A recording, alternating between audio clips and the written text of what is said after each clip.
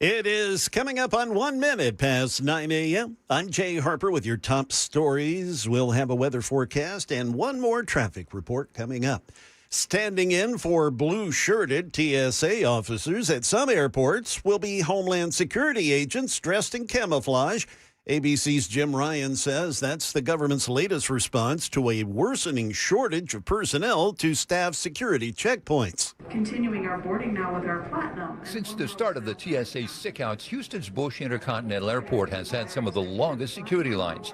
But many travelers standing in those lines empathize with agents going without paychecks because of the partial government shutdown. I'm not going to work for free. I don't expect them to. At the end of the day, I don't think it's fair that they're not getting paid. Uniformed ICE agents have been sent to Bush Intercontinental, but we see a lot of agents just kind of standing around, not contributing to getting people through. Jim Ryan. And now we turn back to the Nashville area. Fire crews were called to a fire at a home at a K-9 airport officer's home in Mount Juliet early this morning.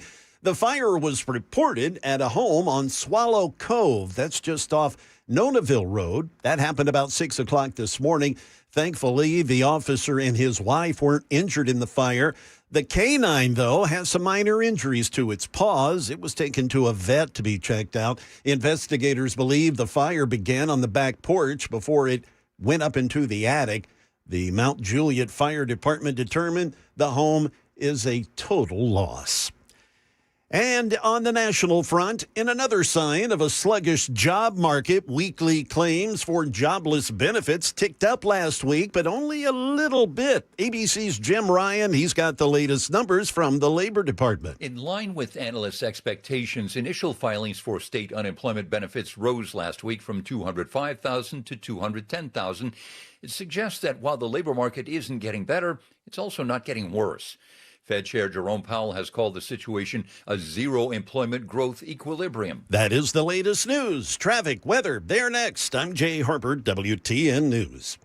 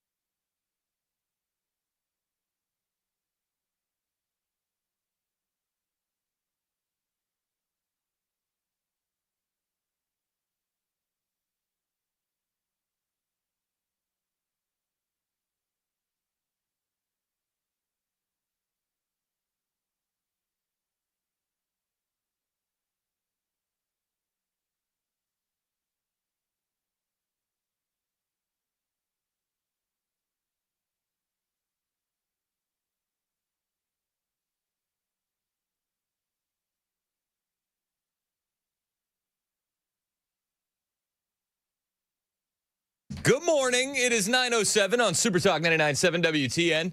Hey, how are you? My name is Chris Hand. Show's brought to you by our friends at Better Water LLC. Water filtration systems, water softeners, betterwater.com. We got Jay Harper in the newsroom, Mason Fleming producing, and you guys are the most important part of the show. Text line, phone line, 615-737-9986. You're also welcome to jump inside the YouTube chat, which is already jumping in Unhinged this morning. We love it for it, and we appreciate you guys. Hit like, hit subscribe on the YouTube channel. The subscribers jumped a bit. Did you see that? Just a little bit. We had a call yesterday for people to subscribe, and it worked. What were the numbers? It was like only 75% of the people that watch our shows live. We were diving into analytics, me and Mason, because we're nerds.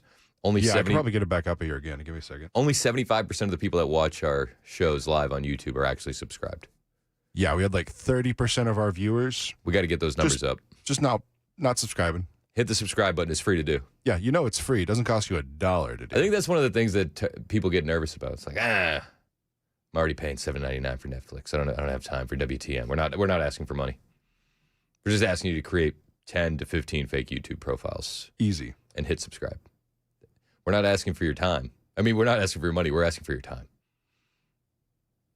Yeah. So I just pulled it up. 32% of our audience that's watching currently not subscribed. Well, we got a reason. We got a reason for you to watch today. We are going to be having the first cabinet meeting since the start of the Iran war. I think it's going to be a doozy of a cabinet meeting. That's going to be happening today. Caroline Leavitt announced it yesterday. And did Biden have cabinet meetings this often? This is the 11th cabinet meeting of Donald Trump's second term.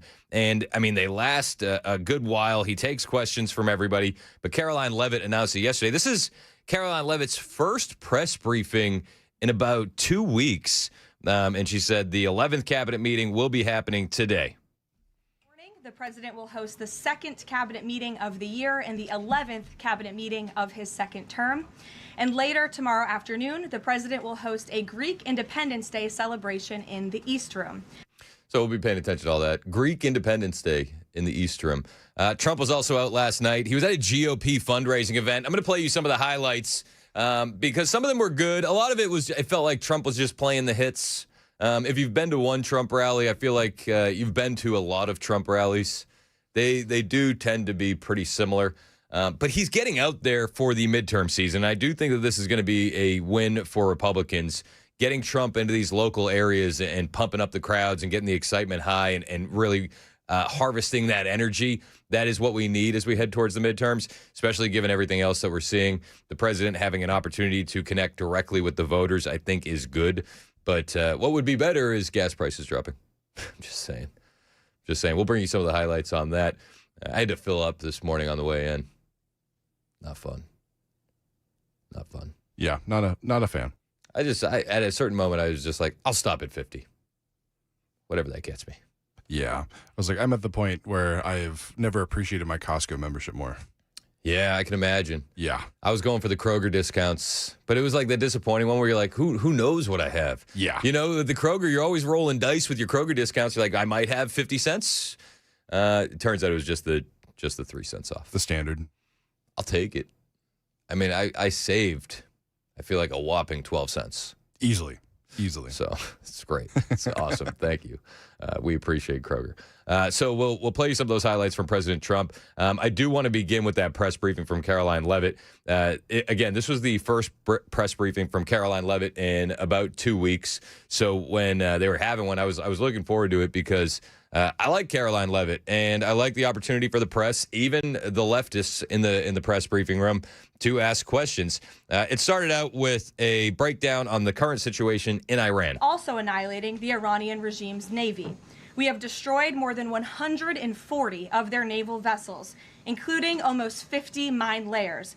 This is the largest elimination of a navy over a 3-week period since World War II. Again, let me reiterate, this is the largest elimination of a navy on the face of the planet in a 3-week period since World War II. We are systematically dismantling Iran's defense industrial base, which will prevent future threats to the region. Our military also remains laser-focused on eliminating the regime's threat to the free flow of energy through the Strait of Hormuz. Over the weekend, we dropped several 5,000-pound bombs on an underground facility used to store equipment. including anti-ship cruise missiles and mobile missile launchers positioned along the coastline of the strait. Our military efforts grow more successful with each passing day, steadily degrading Iran's ability to terrorize merchant ships. For all of these reasons, we are very close to meeting the core objectives of Operation Epic Fury, and this military mission continues. So she's saying, all the right things. We're having a lot of success, and I think everybody can understand that there has been success. There's still a lot of question hanging in the air, especially when it comes to the Strait of Hormuz. And we want to get that open. Everybody understands that that is essentially the last hurdle to get over. And that's why we have had oil prices going through the roof in this country. And I pray it happens soon. Caroline Leavitt also said yesterday that Iran is begging the president for a deal. It depends on your sources which side of this argument you're airing on. If you listen to the mainstream media, they say, not really, not really. But then you also hear that J.D. Vance could be heading down there as soon as this weekend to Pakistan or Turkey to sit down for some negotiations and some peace deal meetings. But Caroline Leavitt said yesterday that Iran is begging for the war to stop. Military mission continues unabated. From the outset, President Trump and the Department of War estimated it would take approximately 4 to 6 weeks to achieve this critical mission. 25 days in, the greatest military the world has ever known is ahead of schedule and performing exceptionally. Day by day, the Iranian regime is being crippled, and their ability to threaten the United States and our allies is being significantly weakened. Their ambitions of building a nuclear weapon have also been crushed to an even greater degree than they were in Operation Midnight Hammer in June 2025. That's why you're beginning to see the regime look for an exit ramp. They recognize they are being crushed, their ability to attack American and ally forces, as well as their ability to defend their own territory is dwindling literally hour by hour. Following President Trump's powerful threat on Saturday evening, it was made clear to the United States that Iran wanted to talk. President Trump is willing to listen. As President Trump announced on Monday, the United States has been engaged over the last 3 days in productive conversations, which led the president to temporarily instruct the Department of War to postpone planned strikes against Iranian power plants and energy infrastructure only. Now, in that minute and 15 seconds, do you know what I think was the most important part of that clip? It was when Caroline Leavitt once again highlighted the timeline of 4 to 6 weeks. Because she didn't have to. And when she goes out there with her pre-planned statements, don't think for a second that it is not meticulously planned. And if there wasn't confidence behind the scenes within the administration that this is going to be settled on that original timeline of 4 to 6 weeks, she wouldn't have said it at all. That's just my opinion, but I do believe it to be true. So when Caroline Leavitt says that the 4 to 6 weeks looks good and it looks like we're ahead of schedule, I grow a little bit confident. I do. And I pray that that is the case. If it's 4 to 6 weeks, I do believe that that the American people will go, okay, you were honest with us from the jump. That's great. This is a blip on the radar. And by mid-April, we'll start to see those oil prices come back to a reasonable level. We'll see gas prices begin to drop. And by the summer, hopefully, we're back where we were before the conflict even started. That's my hopes and dreams. And maybe it's just that. Maybe it's just fantasies and wishes currently. Maybe I'm completely misguided. But if the administration is coming out there, they haven't done a press briefing in 2 weeks, and one of the first things that Caroline Leavitt does is highlight that 4 to 6 week timeline, that gives me confidence. Again, maybe I'm misguided, and if you disagree, you go to the front of the line, 615-737-9986, 615-737-9986. There was some points where I thought the messaging was a bit off, I'll be honest with you, during this press briefing. As Caroline Leavitt started taking questions, a reporter asked a good question. The question was, what's your message to young voters who voted for Trump for no new wars and lower gas prices, but don't feel he's governing as expected? This is a debate that has been raging online. We didn't vote for more wars. We didn't vote for higher gas prices. We voted for the exact opposite. And I wish that Caroline Leavitt had been a little bit more prepared for this question because I felt like the answer didn't hit the mark. And with everything else she said in the opening statement, this one was like, bit off.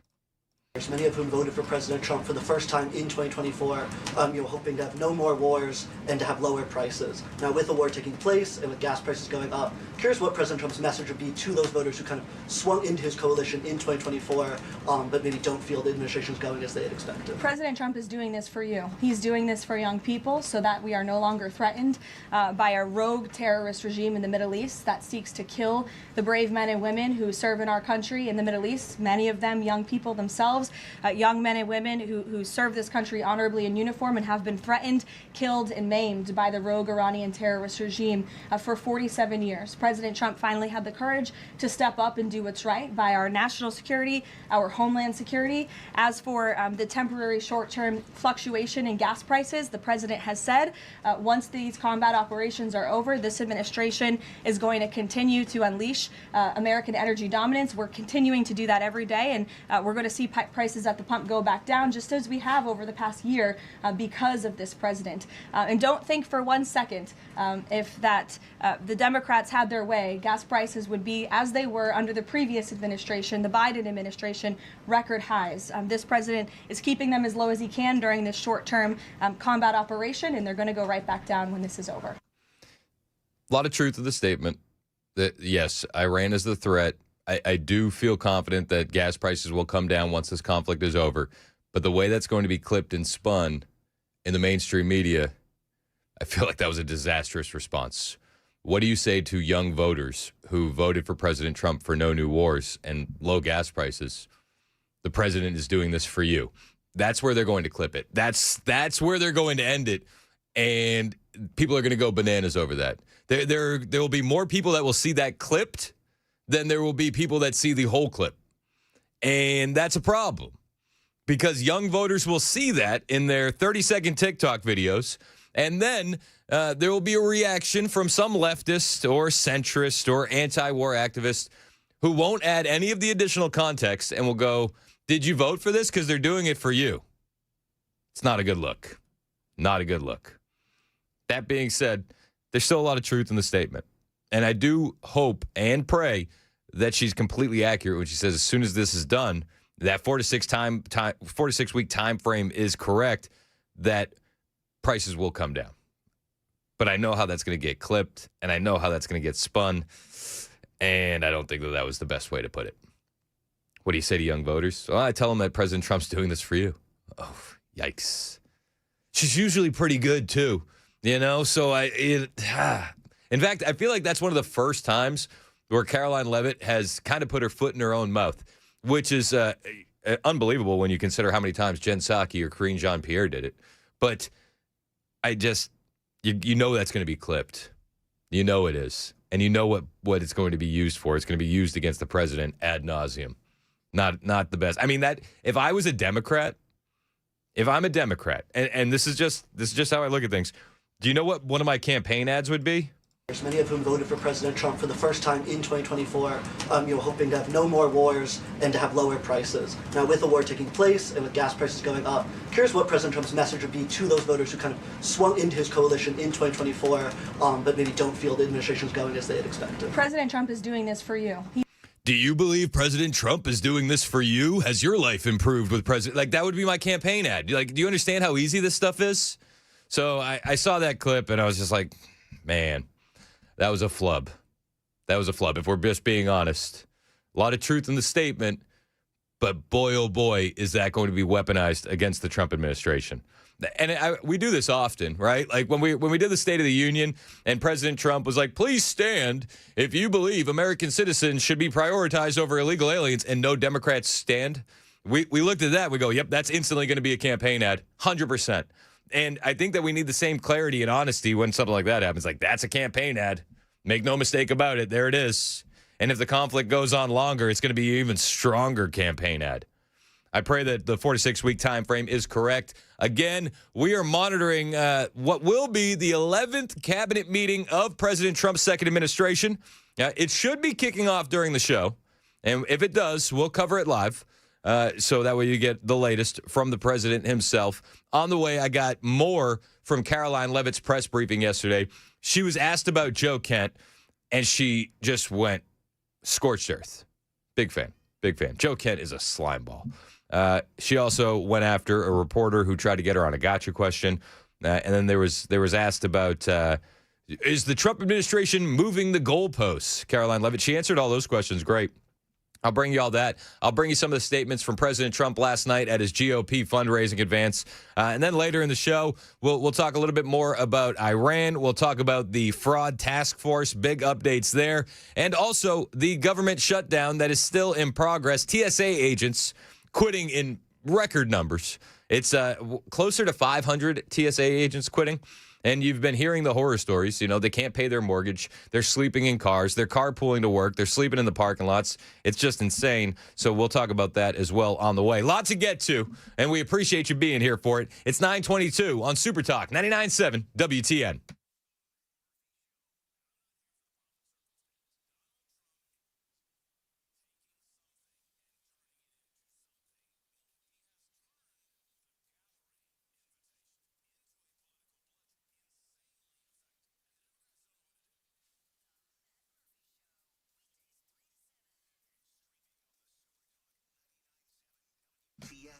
Chris Hand here for my friends at Busy Bee Plumbing, Heating, and Cooling. And when something goes wrong in your home, who you calling? Well, you should be calling a team that shows up fast, fixes it right, and treats you like family. If you've been calling an HVAC company that doesn't do that, well, switch it up and call my friends at Busy Bee Plumbing, Heating, and Cooling. They're your trusted pros for total home comfort, and right now is the best time to upgrade. You get yourself a 16-SEER high-efficiency HVAC system, you're going to land some amazing TVA rebates, save some real money, and you don't have to do anything with the rebates. Busy Bee will fill them all out for you. On top of that, they'll throw you a Yeti Tundra 45 cooler for free, just in time for beach season. It's going to be perfect poolside. You'll also get that cooler if you get yourself a whole home repipe if you need one. Even better, join the Beehive Club. You can save some real money and keep your home humming year-round. Members get priority scheduling, discounted repairs, free annual HVAC and plumbing checks, plus extended warranties, and that peace of mind knowing your equipment is always running the way it should be. It's the easiest way to save money, avoid breakdowns, and protect your home. 615-775-7833, 615-775-7833, busybeehvac.com.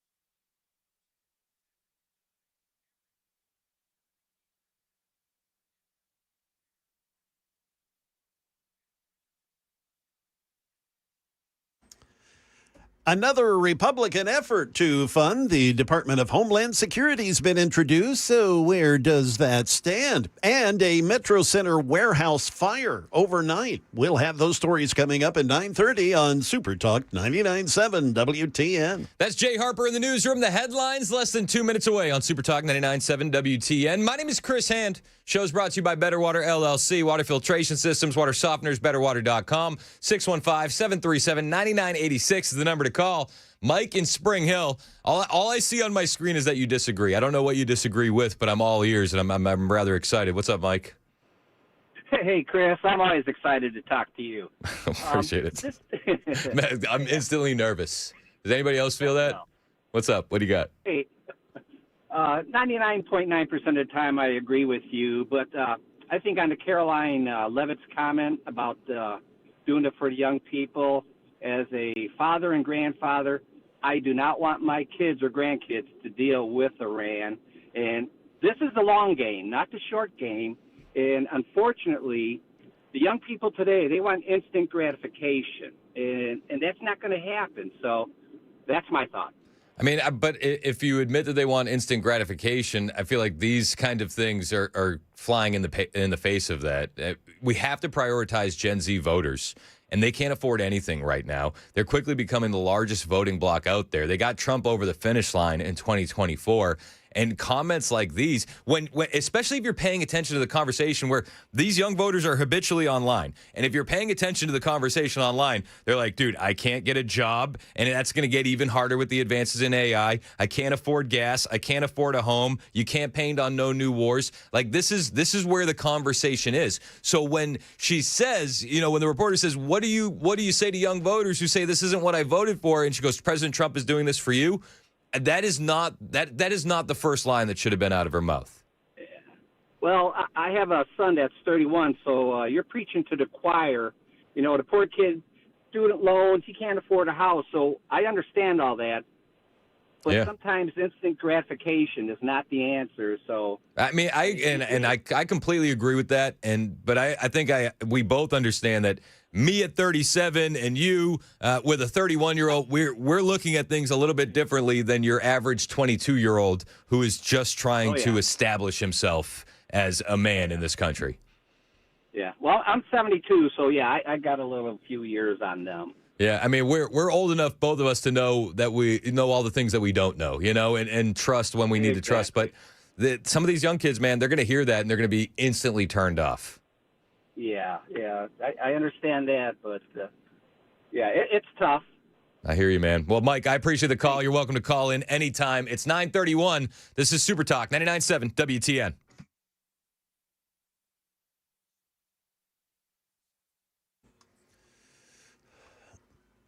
It is 9:31. I'm Jay Harper with your top stories. Stand by for a weather forecast. It's coming up shortly. Central Command says U.S. forces have now hit 10,000 targets in Iran, destroying nearly all of its largest Navy ships. But Iran says the Strait of Hormuz, the key shipping route for oil and gas, remains closed to enemy ships, fueling growing concern about long-term prices. Here's ABC Sophie Flay. The Postal Service, for the first time, now plans to impose an 8% fuel surcharge on packages, possibly beginning next month. Diesel prices are up 40% since the war began. Some truckers, delivering everything from lumber to machinery to gardening supplies, are now charging up to 40 cents more per mile. One analyst calls it an off-the-charts increase. Now legal experts say they expect a flood of lawsuits over social media addiction after yesterday's jury decision in California that found Meta and YouTube liable for a 20-year-old woman's mental distress. Former federal prosecutor Nima Rahmani has this to say. What stood out to me is the fact that the plaintiffs in this case were able to get around the immunities under federal law. And I'm talking about Section 230 of the Communications and Decency Act that says that big tech, they're not liable for the content on their platforms. But this is different.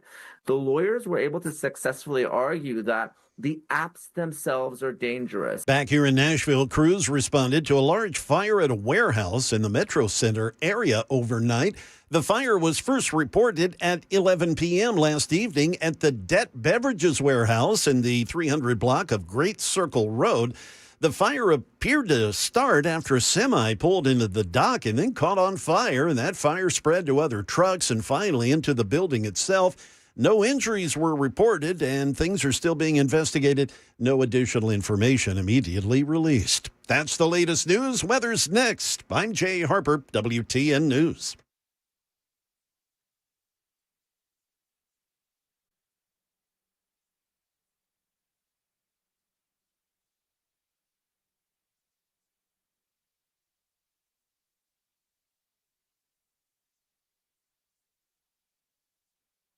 Hey, what's up? It's Chris Hand here from my friends at Better Water LLC. We have a water filtration system installed in our home from our friends at Better Water. We got some water softeners, we got the water cleaned up, and there's some immediate benefits that you notice. When you're drinking the water, it tastes great. When you're showering in the water, my wife is like, I didn't know how nice my hair would feel. But we've noticed a couple things over the last week after getting the system installed that we didn't know would have happened before.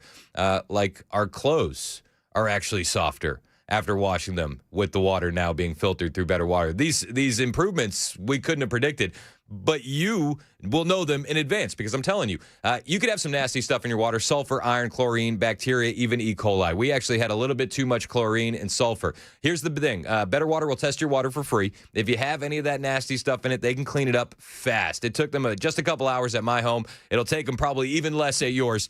They installed a reverse osmosis system and some water softeners, but they have other options as well, from specialized filters to UV lights. Better Water can clean it up for you. Give them a call today. Tell them Chris Hand sent you and say, I need you to test my water for free, at least for that peace of mind. 615-355-6063, 615-355-6063, or you can check them out online at betterwater.com.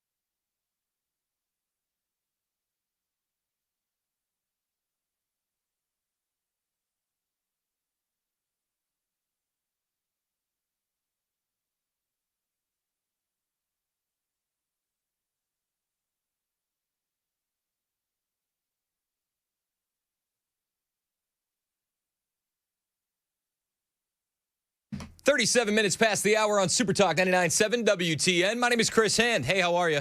Hope you're doing well. Find me on social media, Twitter, TikTok, True Social, Instagram. All of them are the same, at Chris Hand on Air. Hit the follow button. I will follow back. Donald Trump has just kicked off his first cabinet meeting since the start of the Iran war, the 11th cabinet meeting thus far in his presidential term. It's also the first cabinet meeting with the new DHS Secretary, Markwayne Mullins, and the first cabinet meeting since Susie Wiles was diagnosed with breast cancer. A lot of firsts. A lot of firsts. We're joining it live here on Super Talk 99.7 WTN. Sanctuary cities, which is a sanctuary for criminals. They want to make sure they're taken care of. That's what we're fighting about. That's really what they're fighting. They don't talk about that, but that's what they're fighting about. They want to protect criminals. In many cases, 11,888 murders. Many of them, I will say, are gone now because of us. We got them out. But still have some left. Should have never happened. Should have never been allowed to come into our country. But we're not going to let it happen. We're not going to let the Democrats get away with this stuff, and people are wise to them. So amen. They need to end the shutdown immediately, or we'll have to take some very drastic measures. Do it now. This morning, I want to give an update on the Operation Epic Fury, which is an appropriate name because we are absolutely obliterating them.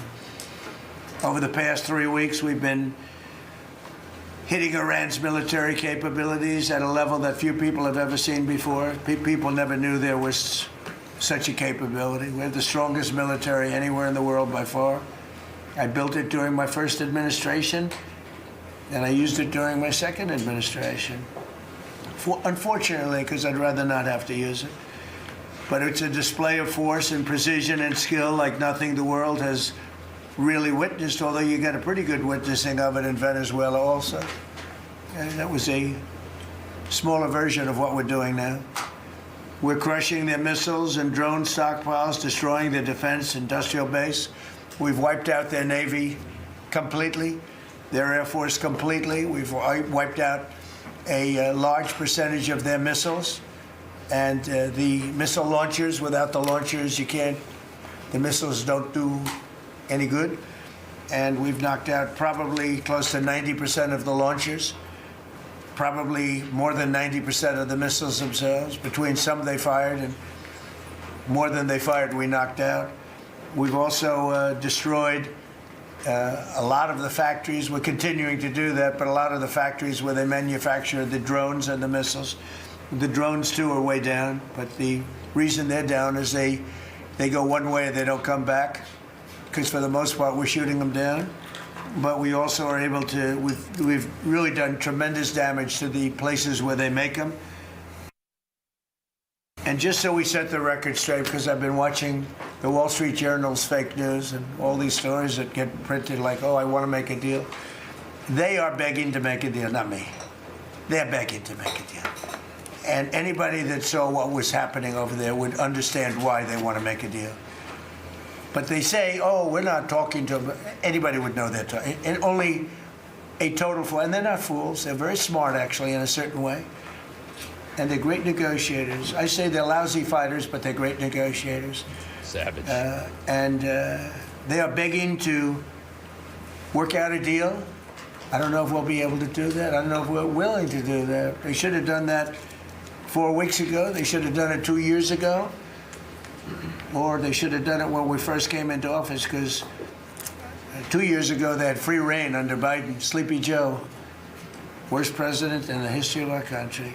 We're listening to the 11th cabinet meeting of Donald Trump's second term live on Super Talk 99.7 WTN. Not just him. Every president for 47 years, every president should have done this. They should have done it a long time ago, because you cannot give lunatics a nuclear weapon, and they would have had a big one.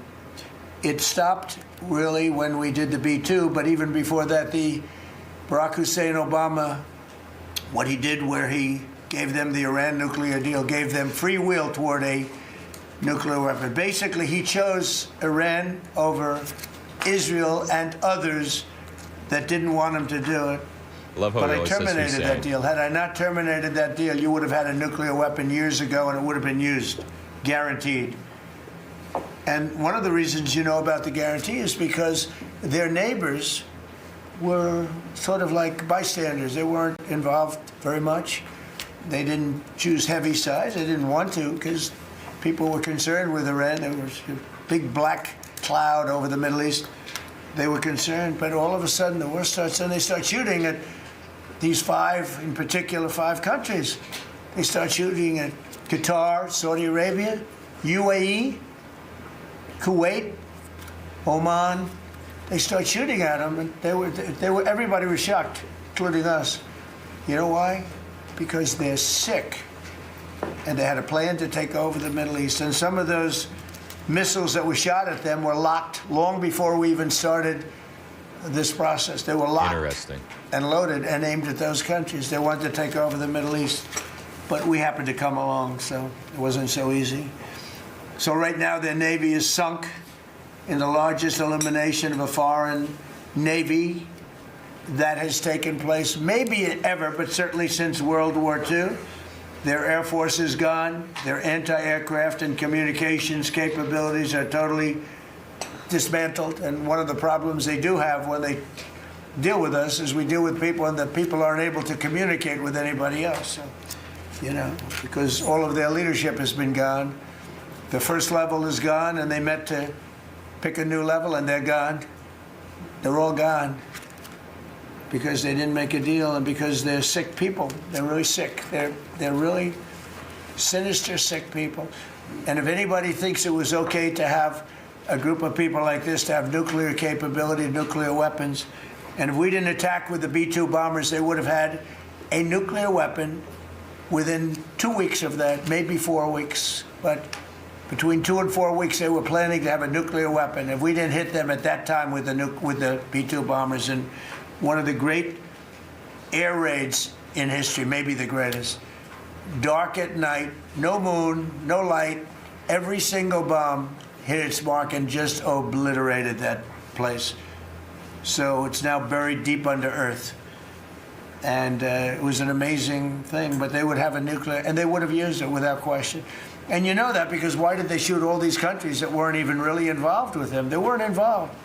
They had no big problems because they're sick, because they want to take over the Middle East, not just Israel.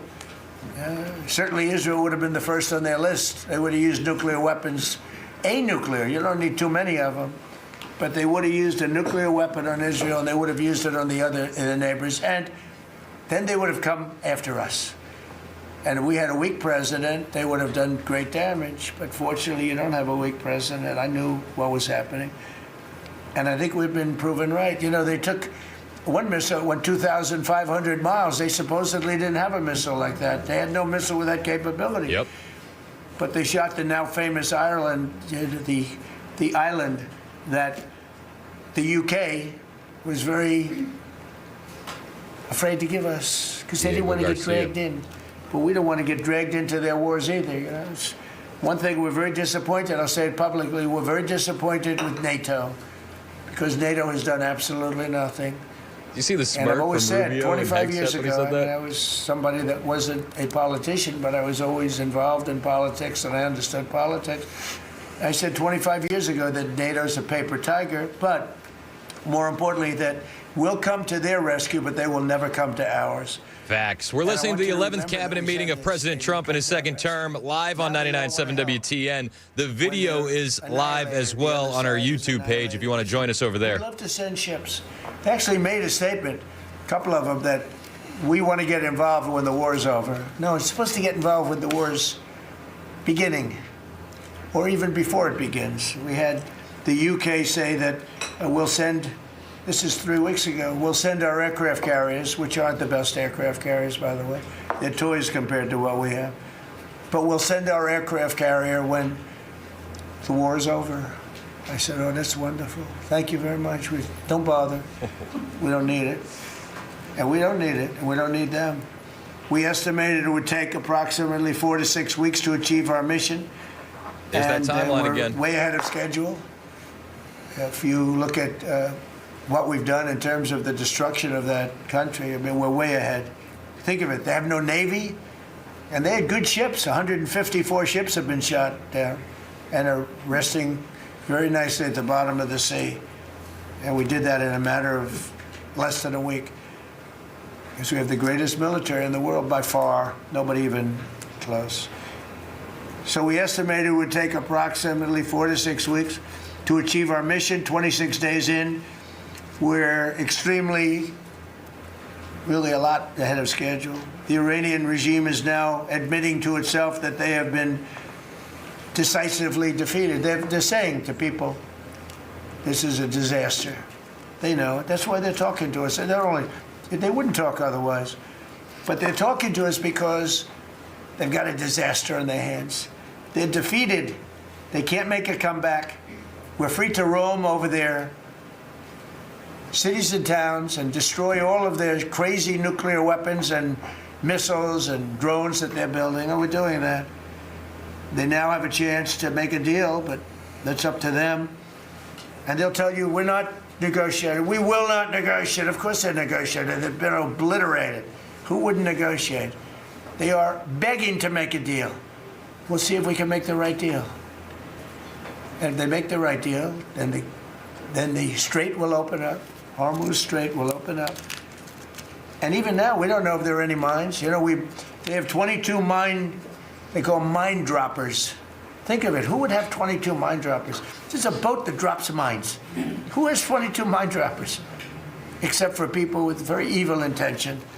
Facts. So every one of those mine droppers has been struck with the same weapon we used to stop drugs from coming into the United States of America.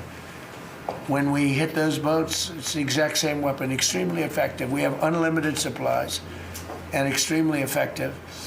But they have no more mine droppers. By the way, speaking of drugs, we're 98% down drugs coming in by water, by the ocean, by the sea. 98%. And we're trying to find out who are the 2% because we think they're the bravest men anywhere in the world. Maybe women. But whoever's on those boats is very brave or doesn't watch television. But where drugs coming in by sea, coming in by water, are 98% down. Unbelievable. And now we'll stop the drugs coming in by land. The land is the easy one. You had to stop the water. A lot of it came in through the water. Now it's all pinched. And these people are trying to come in by land. And we will, that's it, that's the easy one. But we had to take care of the water first. Nobody's coming in. Virtually nothing is coming in anymore. It was hundreds of millions of dollars a week were coming in by water. But they now have the chance, that is Iran, to permanently abandon their nuclear ambitions and to chart a new path forward. We'll see if they want to do it. If they don't, we're their worst nightmare. We'll be praying that they make that deal. We're listening to the 11th cabinet meeting of President Trump's second term live on Super Talk. Well, there's not a thing they can do about it. They can't do anything about it, you know. I tell you, if they could, you'd be hearing about it. You'd be hearing about it. You don't hear anything about it. They can't shoot our jets. We have the best military equipment in the world. No, not even a contest. And you see that with Venezuela. They had other equipment. They didn't have ours. It didn't work. Didn't work. Think of it. We did the situation in Venezuela. It was a great military operation, getting a very, very dangerous man who's killed a lot of people, forced people into our country. Incredible. He emptied his prisons in Venezuela, emptied his prisons into our country, and I hope that charge will be brought at some point, because that was a big charge that hasn't been brought yet. It should be brought. He emptied his prisons into our country and was a major purveyor of drugs coming into our country. And he's now been captured and, I guess be given a fair trial. But I would imagine there are other trials coming because they've really sued him just in a fraction of the kind of things that he's done. Other cases are going to be brought, as you probably know. In the meantime, with Iran, we're going to keep doing what we've been doing, and nobody's a match for the United States, but they're not a match for the United States. It's small potatoes. That's why I'm so disappointed in NATO, because this was a test for NATO. This was a test. You can help us. You don't have to, but if you don't if you don't do that, we're going to remember. Just remember this in a number of months from now. Remember my statements. They have an expression, a great expression. never forget. Can never forget. So as we end threats to America abroad, we're focused here at home on building the greatest economy in the history of the world. Now, before this started, the Dow hit 50,000. The S&P hit 7,000. Both of those achievements were not achievable. Every one of you, most of you, I guess, said you'll never hit 50,000 during a 4-year period because it was too high a number. Well, we hit it in our first year. And I said, well, now we have to take an excursion to Iran and we have to stop this maniac who's no longer with us. The supreme leader wasn't so supreme, no longer with us. It's very sad. But we have to stop him from blowing up the world, blowing up the Middle East, and blowing up our country. And we did that. I said it's very sad. Frankly, I thought the oil prices would go up more, and I thought the stock market would go down more. Hasn't been nearly as severe as I thought. I think they have confidence in maybe the American president and maybe the people sitting around this table. But Americans filing their taxes this year are receiving record-setting refunds. It's been a very big story. Well, it should be a big story. I don't think you read about it that much, but I speak about it. You know, I speak about it because if I speak about it, at least people hear. You don't write about it. You don't write about the drug prices going down. It'll be going down 30, 40, 50, 60%, 70%. Favored nations. Called most favored nations. We're going to be paying the lowest price anywhere in the world. Before we paid the highest price in the world, Bobby, right? And now we're going to pay the lowest price in the world. That's quite a difference. It's a difference. You're listening to the 11th cabinet meeting of the second term of President Trump right now, live on Super Talk 99.7 WTN. We do need to stop down and pay some bills on the radio side, but if you'd like to join us over on YouTube, we'll keep the cabinet meeting rolling live right here on the YouTube side, and we'll rejoin on radio here momentarily. This is Super Talk 99.7 WTN. To end soon. We had to take a little detour, go to Iran, and we had to put out a fire, very dangerous fire that could have blown up big portions of the world, if not the whole thing. So tomorrow we'll be announcing a variety of actions that we're taking to support American farmers, who we never forget. We love the farmers. We gave them $12 billion out of tariff money. We had a tremendous amount of tariff money come in, and we continue to have. We've gone, as you know, the Supreme Court gave us a very unfortunate, foolish ruling, a ruling that gives the people that have ripped off our country for many years, gives them some money back. But it's one of those things. It's a terrible, terrible, horrible mistake they made, but it's okay because we have another method that's just as good. We'll use the other method. But because the tariff money has been so substantial, we gave our farmers who have been mistreated by some countries, we gave them $12 billion, and they're extremely happy. And they deserve it. They've been great. They never complain. They just go out and they farm, and they wouldn't do anything different.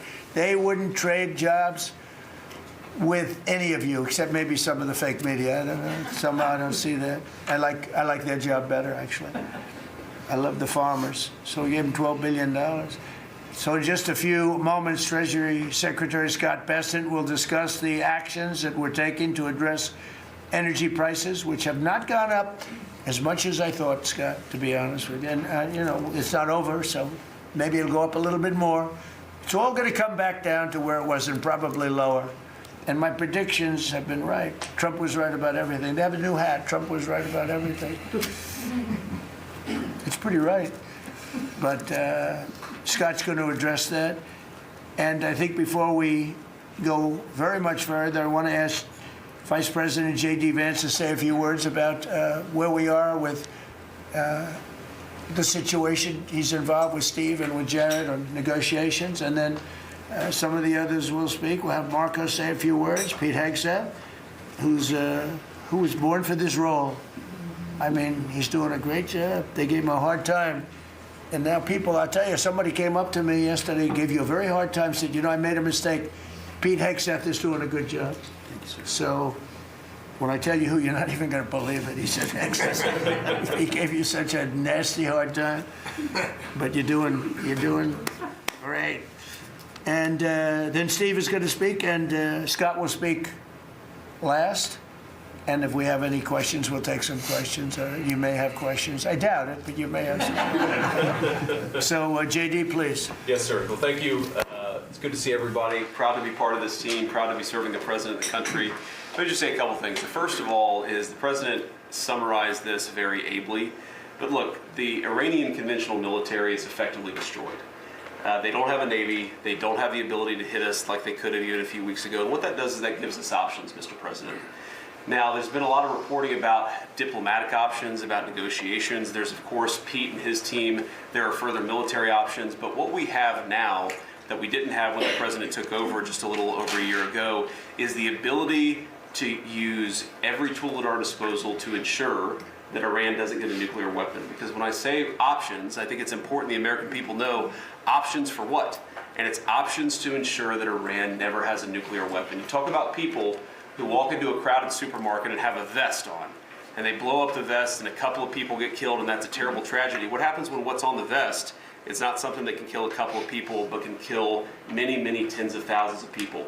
That is the most important American national security objective that exists for any administration at any time, is you don't want the worst people in the world to have a nuclear weapon. That's why the president is doing this. That's why the president cares so much about this particular issue. I'll let Steve talk a little bit about the details of the negotiation, but the last thing I'll say before I turn it over to Marco is I'm very mindful, of course, that we have a lot of folks overseas fighting very ably for the United States of America. I know Pete and the whole team, we're very proud of them, but they're fighting at a time where we're about to enter as Christians the most important week of the Christian calendar, the Holy Week that celebrates the return of Jesus Christ to Jerusalem. And so I want to say to all of my fellow American Christians, but particularly those serving in the Gulf, that I wish you all a very blessed Easter, a very blessed Holy Week, and we continue to stand behind you and continue to support you every step of the way. Thank you, sir. Thank you very much.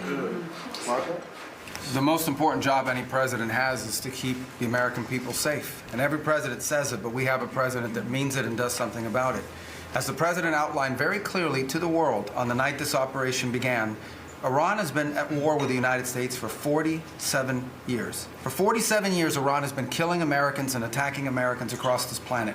And other presidents had an opportunity to do something about it. And they all warned about how Iran was dangerous, but they refused to act. And this president's not someone that's going to refuse to act. He's not going to leave a danger like this in place. He's going to address it, and that is what he is doing. From the very first night of this operation, the president made it very clear. People like this, and now what I'm talking about is not the people of Iran. The people that run this country are radical Shia clerics. These are religious fanatics. Look what they are doing now. At their weakest point, this is the weakest Iran has ever been, and look at what they're doing. They're attacking embassies. They're attacking hotels. Imagine what these people would do if they had a nuclear weapon. That is an unacceptable risk for the world. By the way, the president's not just doing a favor to the United States and to our people. This is for the world. He defined very clearly on the first night of this operation what the goal was. We were going to destroy Iran's navy, and that is happening. We were going to, if it hasn't already happened, I'll let Pete speak to the specifics of it. We were going to destroy their missile launching capabilities. We're well on our way to achieving that goal. We were going to destroy the factories so they couldn't make more missiles and more drones, and that is moving forward. Every single objective the president clearly laid out on the first night of this operation is being effectuated. Again, Pete will speak to the specifics of it. This has been an incredibly successful operation. Every day, it may not get covered because, we're unlike them. We're not bombing embassies and hotels. We're hitting military targets. But every day, the Department of War lets the drummer get wicked over every portion of Iran that has these military capabilities, and the results are going to bear fruit for the world. The world is going to be a safer and a better place when President Trump's mission here is achieved. And frankly, I think countries around the world, even those that are out there complaining about this a little bit, should actually be grateful that the United States has a president that's willing to confront a threat like this and not allow it to continue to persist. Because these people will kill as many Americans as they have a chance to do, and if they have a nuclear weapon, as the Vice President pointed out, they could kill millions of Americans in the future, and that is a risk that was not going to continue to exist as long as we had this president. Thank you, Marco. It's very interesting because yesterday I was watching, is it Anthony Blinken? And he was saying that they should have done it. But they didn't do it. Nobody did it. Nobody did it. For 47 years, Marco, that's the number, 47. I guess now it's 48, because we've been saying 47 for long time. It's probably 48. But for 47, 48 years, every president should have done this. And some are saying now that they made a big mistake in not doing it, but we're taking care of business. Steve Witkoff, please. Mr. President, it is my distinct honor to be a member of your cabinet and to report to you and your team on our negotiations with Iran. Mr. President, you directed Jared and I to pursue a diplomatic resolution with Iran prior to Operation Epic Fury, which we did. However, it became quite clear during these meetings with the Iranian negotiating team that we could not make a deal that fulfilled your objectives of the following: no enrichment whatsoever, no chance of weaponizing whatsoever, decommissioning of Fordo, Natanz, and Esfahan, which you destroyed in Operation Midnight Hammer,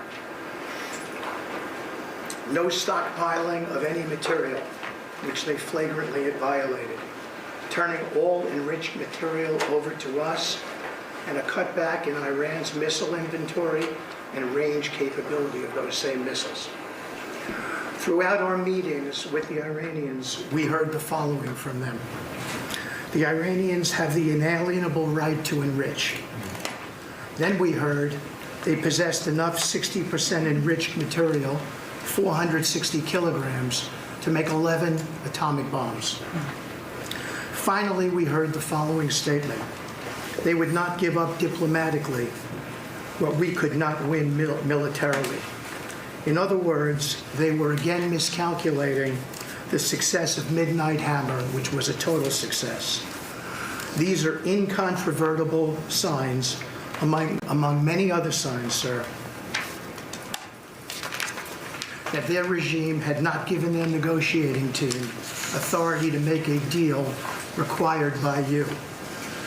We conferred with you and all the other members of your foreign policy team, Susie Wiles, Pete Hegseth, the chairman, Marco Rubio, JD, Scott Bessent, Chris Wright, John Radcliffe, throughout all of these negotiations, and we were repeatedly rebuffed on everything we asked for.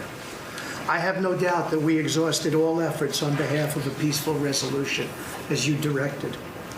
Jared and I both agreed that the Iranians were there to buy time until a weaker president arrived.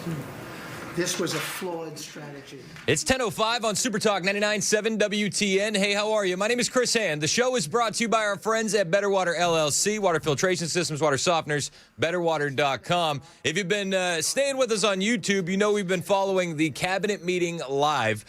Just some updates. We're going to hear about energy with Scott Bessent. They sent it over to Vance for some negotiation updates. He kind of danced around it. And now Steve Witkoff is speaking, talking about the negotiation process with the Iranians. We're rejoining the 11th cabinet meeting of Donald Trump's second term live now. That forms the framework for a peace deal. This has been circulated through the Pakistani government, acting as the mediator. And this has resulted in strong and positive messaging in talks, as you just indicated to the press. But these are sensitive diplomatic discussions, and you have directed us to maintain confidentiality on the specific terms and not negotiate through the news media as others do.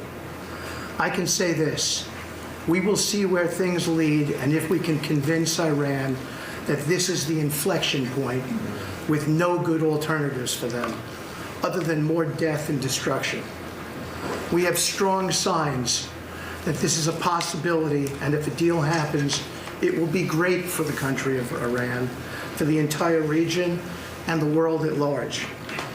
Your policy of peace through strength is the most effective tool for a diplomatic resolution here, just as this policy was an effective tool in each and every one of all of the other conflicts you settled in your first year. Iran is looking for an off-ramp following your powerful threat on Saturday. Your indications that you are willing to listen to peace proposals have been well received. You have instructed us that your preference is always peace, and that we should make that our priority. We have delivered that message, sir, along with the 15 points for peace. Finally, we have told Iran one last thing. Don't miscalculate again. Good. Thank you very much, DJ. Don't miscalculate again. Everybody Yikes. around this table is doing a great job. Pete Hegseth, please. Mr. President. I'll start kind of where you left off, Mr. President. Thank you for doing the work of the free world and having the courage to step up and stop the Iranian terror regime from holding the world hostage. That's really what it is. And 27 days ago, Iran had a modern military. Never in recorded history has a nation's military been so quickly and effectively neutralized. Operation Epic Fury is not an endless war. It's a decisive campaign with clear objectives to destroy Iran's offensive military capabilities and ensure they never obtain a nuclear weapon. This is stuff for the history books. This is stuff for legacy. Mr. President, you are acting now to ensure future generations do not have to live under the threat of a nuclear-armed Iran. However, you wouldn't know it if you listened to the dishonest hate Trump media, as you referenced. The folks here in the room, these cameras, they have a choice. You're either informing the American people of the truth or you're not. Because I hear it from my people every day. Behind every headline you write, there's a helicopter crew in the air. And behind every news banner you write, there's a battalion on the move. And behind every fake news story, there's an F-35 pilot executing a dangerous mission. My message to the media is get it right. Love Hegseth. This actually isn't something new to me. I may be a young guy, Mr. President, but I'm not a rookie in this realm. In 2007, I helped lead the surge, the public fight for the Iraq surge. Stood and watched people stand in the Senate and declare the war is lost before it even started. Who was that? It was Harry Reid. That was the Democrats and the media working hand in glove. Back then, it was 3 years into a war. Now we're 3 weeks into an operation. But see, unlike Iraq, this isn't a tie. This is not parity. This is not chaos. This is success, pure American success, on plan, and as the president said, ahead of pace. Over 10,000 enemy targets destroyed, over 140, I think now you're right, Mr. President, over 150 naval vessels sunk, underground facilities destroyed, their defense industrial base in shambles, and overnight, not only do they not have a Navy, Mr. President, they no longer have a Navy commander. IRGC's Navy commander was killed overnight in operation. So no Navy leader. Now that here's the thing about the media, though. If President Trump had not acted, you'd be screaming, why not? And now that he has taken decisive action, you're asking, well, why did you? It's the same old tired playbook, TDS in your DNA. Facts. But the hardworking, God-fearing, patriotic Americans out there know better. And you alluded to this, President Obama, Mr. President. Here's a fact that you don't hear on your networks, but we know.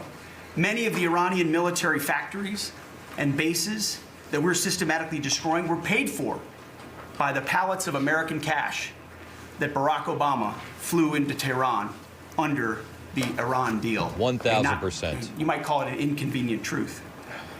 Iran took our money and turned it into weapons and bunkers and ammo. And now we're destroying those weapons, and you're righting, Mr. President, that grievous wrong. And make no mistake, we had to act. And our objectives are clear. No nukes, no Navy, and a complete dismantling of their missile program and defense industrial base. And as Marco pointed out, that mission, and the VP as well, has not changed since day one. We're listening to the 11th cabinet meeting of Donald Trump's second term, and it does seem like the entire administration feels pretty confident on that 4 to 6 week timeline. For years, they told the world that their missiles could only range 2 kilometers. Surprise. Yet again, Iran lied. And to the world, I say London is 4,000 kilometers from Iran. Washington, D.C. is 3,300 kilometers from Venezuela, another country President Trump did something about that partnered for a long time with Iran. Weird. So you're telling us that Iran is not a threat to the world or to the U.S. President Trump knows better. And here's what success actually looks like right now. You mentioned it, Mr. President. A-10 Warthogs. If you know them, you love them. and Apache helicopter gunships are flying strike missions inside Iranian airspace and throughout the Strait of Hormuz at will. See, you only send these slow, low-flying, close air support platforms when the enemy has no meaningful air defenses left. Their presence is proof that Iran's air defenses are gone. Their command and control is shattered, their top leaders hiding in underground bunkers, while their mid-level commanders are being crushed in the field. The morale of their fighters plummeting, and we see that disconnect daily. They're privately admitting, as you said, Mr. President, very heavy losses. We know that. President Trump has given us a clear mission. Our capabilities are only going up and Iran's are plummeting. We are here to win, and we're full speed ahead. So, Steve, we appreciate You're listening to this 11th Cabinet meeting on WTN. The video accompanying it is live on our YouTube channel. Just search 99.7 WTN on YouTube if you want the video aspect as well, and hit subscribe while you're there. Continue negotiating with bombs. War is negotiation by other means. And finally, I want to thank our incredible troops. Our pilots, crews, sailors, refuelers, air defenders, the absolute best of America, the real 1% of our country. Amen. This president, President Trump, has your back. And I know this cabinet prays for you every single day, and we ask the American people to do the same as they continue in this mission. God bless. Thank you, Mr. Thank you very much. It's great. I think before I ask Scott to say a couple of words, it would be great if people like the mayor of Chicago and the governor of Illinois would say, please come in and stop the crime.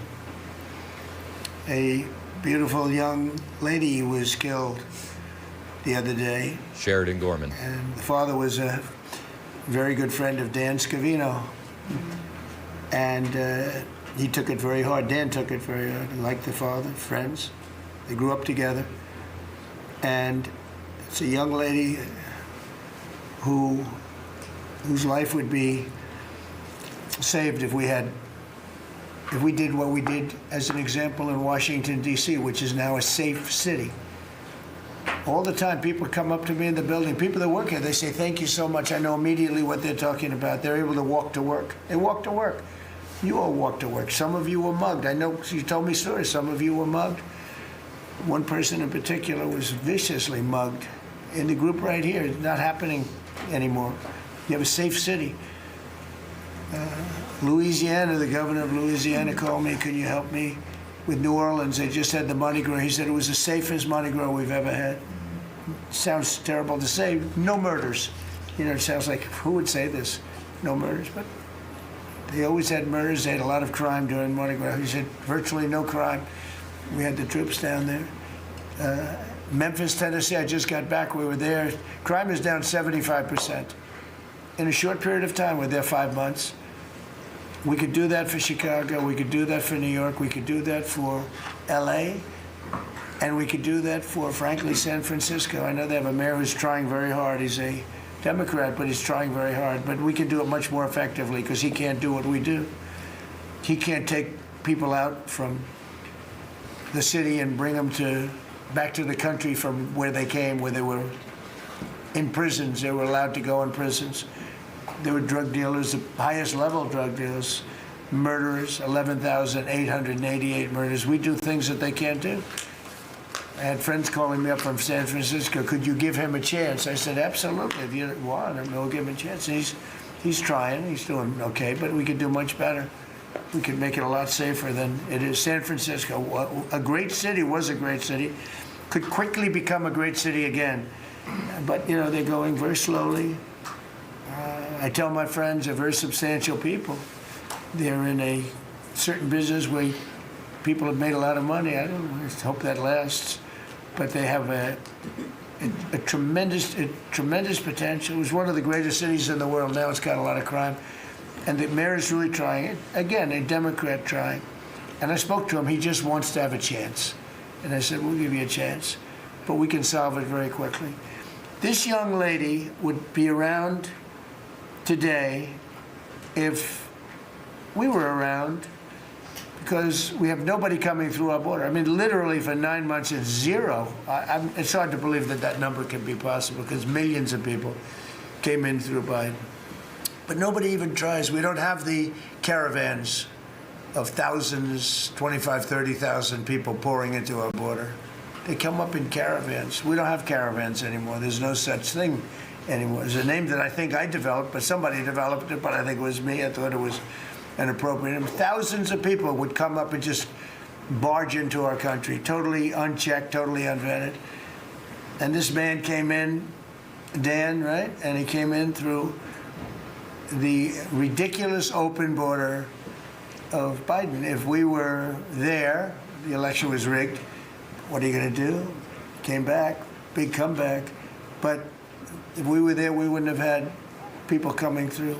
It's amazing. You know, it's so easy now because everyone knows they're not getting through. We don't have any caravans. Once they know that, when it was easy to come through. When I heard that they had an open border policy, I said, boy, this is going to be, I couldn't believe it. But when it was actually, you know, it dawned on me because I had built 1,000 miles of wall and we were finishing up some and he didn't want to finish it up. Biden, I said, they really do want to have an open border. And we got it finished. But that young lady would be alive today. President Trump is absolutely right. Sheridan Gorman should be alive today. We're covering the 11th cabinet meeting of the second administration of President Trump live. I'm eagerly awaiting Scott Bessent, who's going to be talking about the energy prices and what they're doing to get those prices down. But we're covering this thing live, both on the air and on YouTube with the accompanying video. Just search 99.7 WTN on YouTube. So safe. We see these beautiful, strong people, and they're so nice. They help. They open the doors for people. They carry bags. They pick up paper when they see paper on the ground. I looked at D.C. last night. I drove to make a speech, and I drove through, and I said, take me this way, take me that way. The city's clean. The fences are down. You don't have homeless all over your parks. I mean, we had parks. There was no room for anything else other than homeless. It's all clean and nice. And it'll be even more beautiful in a year from now. And we have some projects that are great. This ballroom is going to be something that's so beautiful for the city, so desperately needed by presidents. I mean, now it's no secret the military wanted it more than anybody. It was supposed to be secret, but it became unsecret because of people that are really unpatriotic saying things. But doesn't matter. Doesn't matter. It's going to be great. We're building an arc, a triumphal arc, which will be incredible for the city. Incredible. We're fixing up what was the Kennedy Center. You know, I was honored when the board changed the name a little bit. Actually, it shows that the Republican and the Democrats, they work together. It's really something we work together. So I think it's a great symbol, actually. But we're doing a lot of work. That building is ready to fall down. It's in terrible shape. We're closing it. We're going to open it with a bang in less than 2 years. It'll come in under budget, ahead of schedule. That's what I do. It won't be like the Federal Reserve that's costing $4 billion or something thereabouts. Think of it, $4 billion. You know, it's amazing. I said to the group before, I said, everything I do, I get sued. I build under budget, ahead of schedule. I get sued over a ballroom that's going to be the most beautiful ballroom in the country, so desperately needed. You won't have to have tents sitting on the wet White House lawn. If it rains, you get wiped out, to honor the president of China or the president of France or the president of somewhere. You can have the greatest. We get sued by the National Trust for Historic Preservation. They don't know what they're doing. Then I just found out we got sued by that group and another group, I guess, on the fixing up of again, I'll use the old name, Kennedy Center, because they're not fixing up Trump Kennedy. It's going to be beautiful when you add the name Trump. But we got sued. And all I'm doing is fixing it up. We're fixing broken marble. We're putting on a roof because it leaks like a sieve. We're fixing steel that's broken. It's the same building, same exact building. We're fixing it's going to be beautiful. It's going to be so beautiful and safe. It's actually unsafe. You had some of those columns on the outside that were painted a fake gold. Now we painted them a beautiful white color, beautiful cream white. It's beautiful. Everyone said it's so much more beautiful now. Instead of a cheap, you can't imitate gold. See, I'm a gold person. It's all real stuff. You sure about can't that? imitate it. Fact check someday that. they'll discover a paint that will look like gold, and the guy's going to be the richest man in the world. But you can't imitate real gold. It just doesn't. That's 24 karat, which is what this building deserves. But think of it. I get sued because I'm fixing up the Trump Kennedy Center. We're going to make it gorgeous and safe. We're fixing new windows, new this, but just all fix up. I got sued by preservationists. But you know who they didn't sue? The man that took this beautiful Federal Reserve building. That's small, much smaller than the hotel I built. I built the Waldorf Astoria Hotel down the road. And it was a beautiful job for $201 million. It's bigger, I think, than the Federal Reserve building. And it's got rooms and bathrooms, and it's not like just an open office space, which is much cheaper to build. Think of this. I hear he's going to be over $4 billion for a little building. He doesn't get sued by anybody but me. I sue because it's either somebody's very crooked, which has to be, because what happened to all that money? You can't sue. I would have done that building for $25 million. It's going to cost maybe $4 billion, and we have a great new person coming in to take over the Fed. And Kevin may not ever have an office, because I don't know if they're going to be able to build. I passed that building the other day. It's a see-through. You know what see-through means? There's no walls up. Oh, jeez. And they're going to spend. But the National Trust for Historic Preservation, which is a joke, by the way, they didn't sue that building. They didn't sue anybody. But they sued me, and I build. And by the way, my buildings, it's all donations.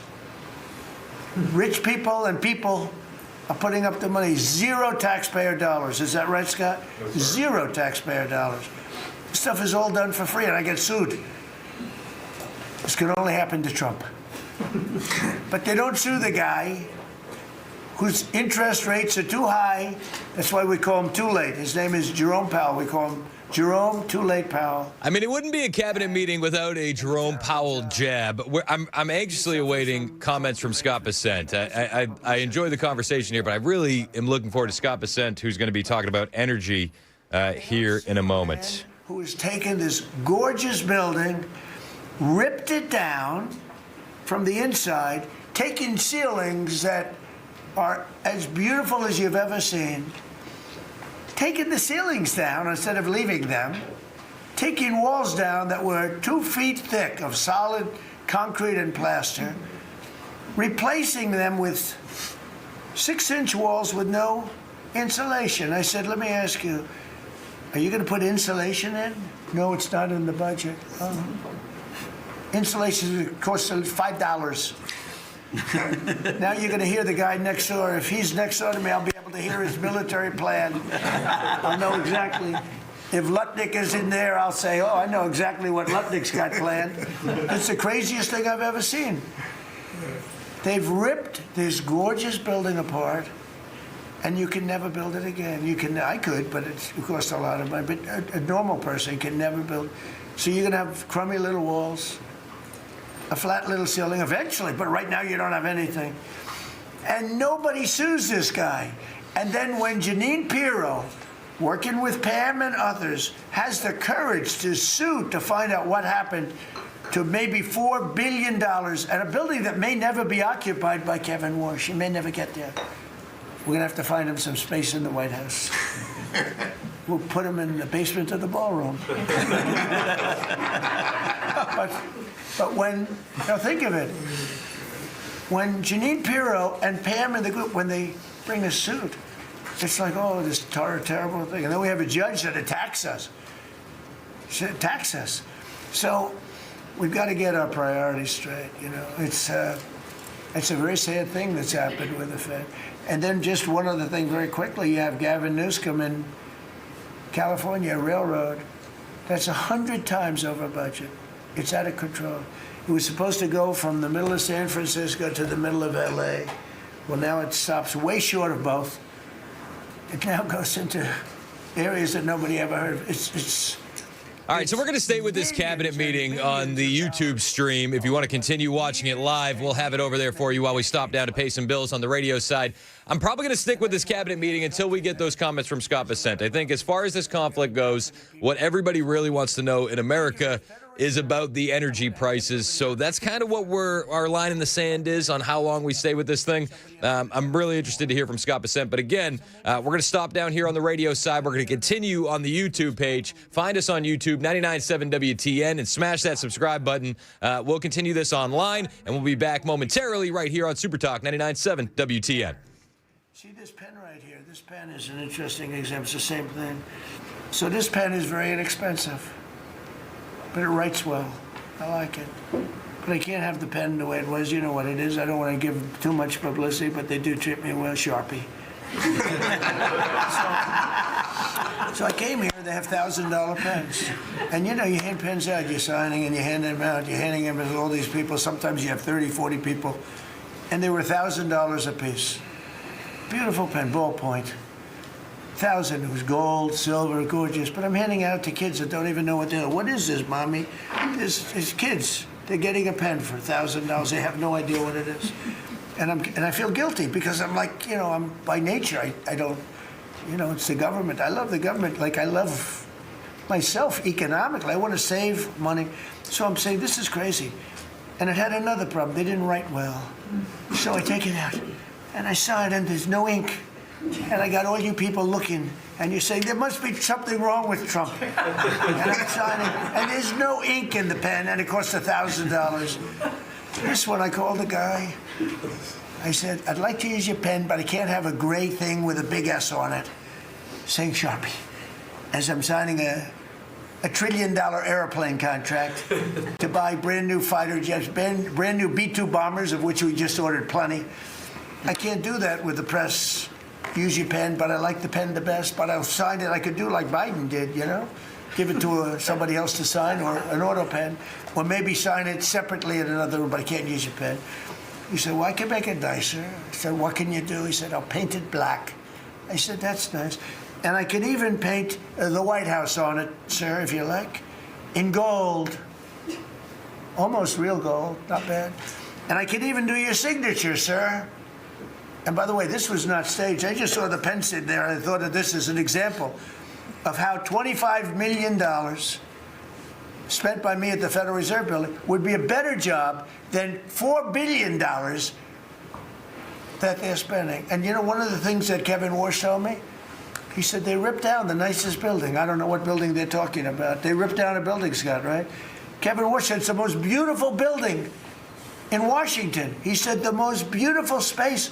They ripped it down. Why did they do that? I don't know. Do you know what he's talking about? Is it true? Yes, sir.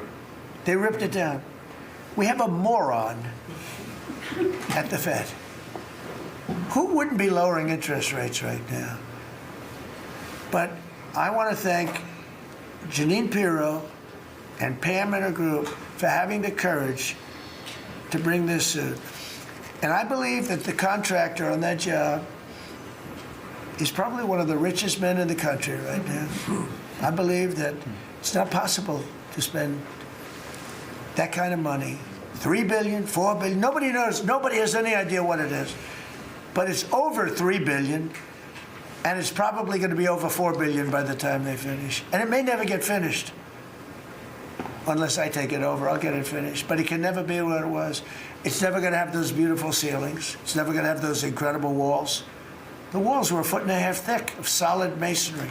They ripped them down for no reason. And I just gave you the story. And just to finish on this one, so I told that story to somebody and said, yeah, but it's not the same thing. I said, you're right. This one is better. It writes. So the guy said to me, you don't have to pay me, sir. I'll give them to you for nothing. I said, no, I don't want that.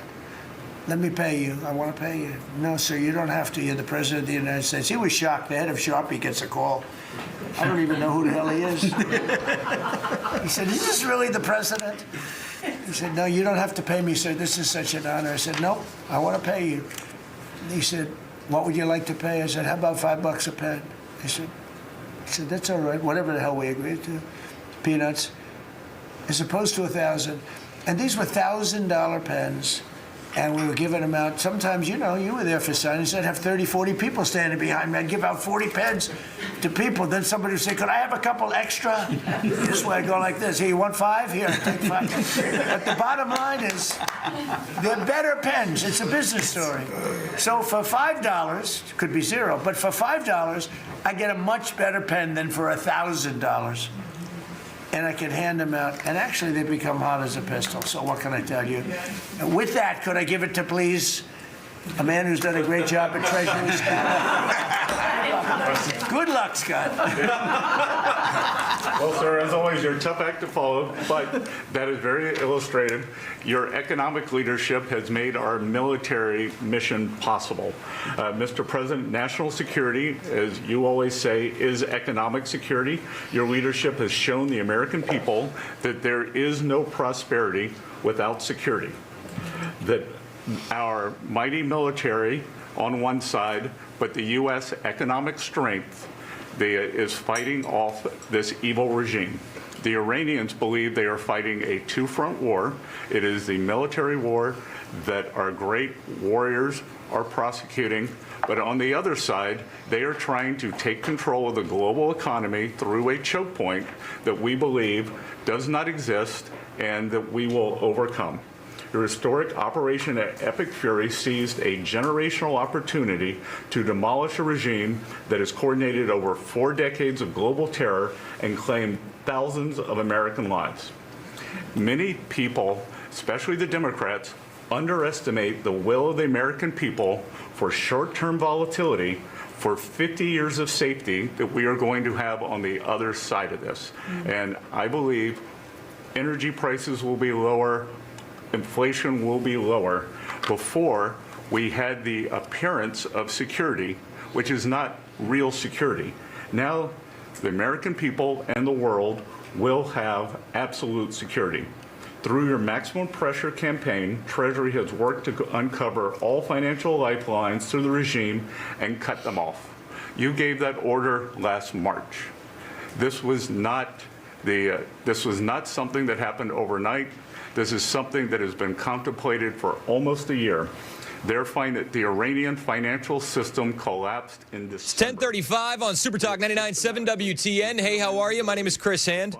We've been waiting for this moment. Scott Bessent is currently discussing energy inside the 11th cabinet meeting of Donald Trump's second term. We're joining that live now. In the global economic system, the oil market is well supplied. We have taken actions to ensure oil supplies stranded at sea are made available to the global market. Your bold actions like the Development Finance Corporation's Maritime Reinsurance Program in conjunction with Central Command will soon provide shippers through the Gulf region with a level of security we had never seen before. Mr. President, we are starting to see more and more movement in and out of the Gulf today, and this is more than yesterday, and this is the beginning. I am confident that shipping traffic will continue to increase on a daily basis even before we secure the straits. Turning to the home front, the U.S. economy remains strong. We had a strong economy thanks to you. We are the best insulated in the world thanks to your energy efforts in Term 1 and Term 2. The U.S. is an energy superpower. American workers' purchasing power is finally being restored. The latest figures indicate robust real compensation increases. We are starting to see the working family tax cuts benefits bearing fruit this tax season. 44% of tax returns have claimed at least one of your signature policies: no tax on tips, no tax on overtime, no tax on Social Security, deductibility of auto loans. The average tax refund is up more than 10% for working Americans. The economy you vitalized through your pro-growth policies is well positioned to withstand these temporary disruptions. The United States dollar has reasserted itself as a safe haven asset. The U.S. dollar has appreciated since the hostilities began because everyone knows, thanks to your efforts, the U.S. economy is the best position in the world and capital is flowing in. Efforts to reprioritize economic security are ensuring the United States remains secure, resilient, and prepared for the challenges ahead. As we approach the 250th anniversary, America will never be safer and more secure militarily and economically. Thank you. I just want to ask you a question. Is this guy central casting? I'm looking at him. I'm in Treasury. He might not be so good for war. I don't know. Pretty good. No, I'm looking pretty good too. I'm looking at this guy. He's central casting. Even the glasses are perfect. Where do you get those glasses? I think I'm going to get glasses. That's beautiful. Great job. That's really good. No, he's done a great job, and you all have. Proud of you all. Do you have any questions? Yes, Mr. President, are you going to go in for the uranium? Like, how do you secure Iran? And let's assume I was or I wasn't. Why would I ever answer a question? Can you accomplish what kind of a question? Am I going to go in for the? Oh yeah, I'm going in. We're going in tomorrow at 3:00. How could you possibly ask a question like that and expect an answer? I don't know, but I don't know. I think you're a friendly person too. It's just such a ridiculous question. Mr. President. Please. Thank you, Mr. President.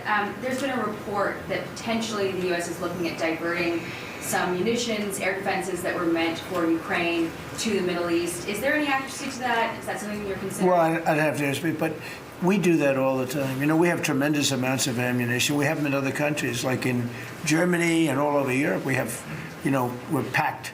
And sometimes we take from one and we use for another. We help Ukraine, which Biden started, and he gave $350 billion away, way too much, and we sell it now to NATO. We sell it to NATO, and they probably give it to Ukraine, mostly, I think. They give it to Ukraine, but we get paid for everything that we give. We don't give anything anymore. That's a tough situation, that whole Ukraine situation, very, very tough. We're working very hard on getting that one solved. It doesn't have any impact on us, virtually nothing. In fact, if anything, I mean, we sell a lot of equipment for that unfortunate war. 25,000 people died last month, 25,000, mostly soldiers. Some in the towns, but for the most part, soldiers. They're dying. Nobody's seen anything like it since World War II.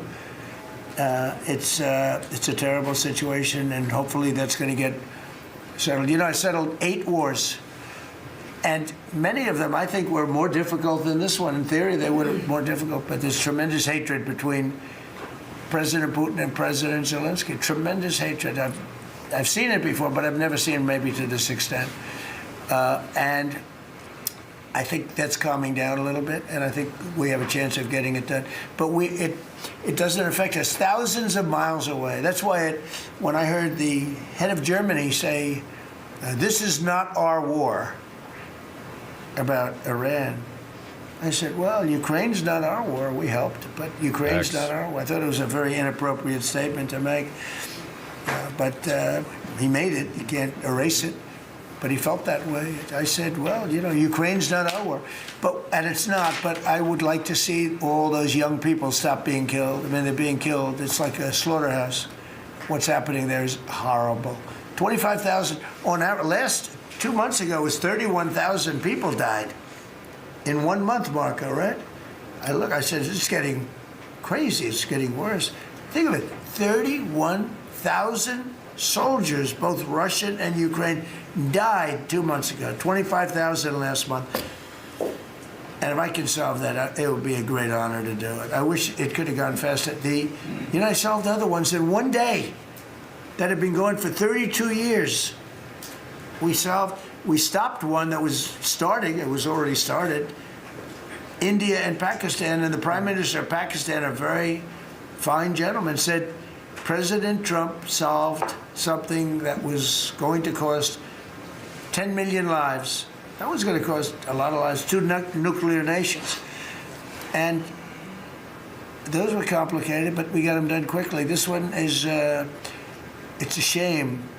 And the only reason I'm doing it, frankly, is because I want to stop death. I want to stop the death from happening. I think I'm going to go with a man that I've missed, Brian. I haven't seen you in a long time. I miss you. He's been in a very strange location. I don't know. He's had a strange thing happen. But anyway, go ahead, Brian. Well, good to see you too. Actually, good to see the entire cabinet here. Good to see you too. You talked about gas prices coming down. Obviously, they will. But would you ever consider suspending the federal gas tax in order to kind of temporarily alleviate some? Well, some people should do that. As an example, in California, every time prices go down, his prices go up because they the gas tax is bigger than the tax itself, bigger than the product itself. It hasn't. I mean, we've thought about it, I guess, but honestly, when I did this, I knew it was going to be a little bit. We had the greatest economy ever. We had the greatest stock market in history. I said, we're going to take a little bit of a hit, a short-term hit. It's going to end up going much higher than it was, in my opinion. I said we're going to have a great stock market. Nobody thought we could get to 50,000 or 7,000 in the respective indices.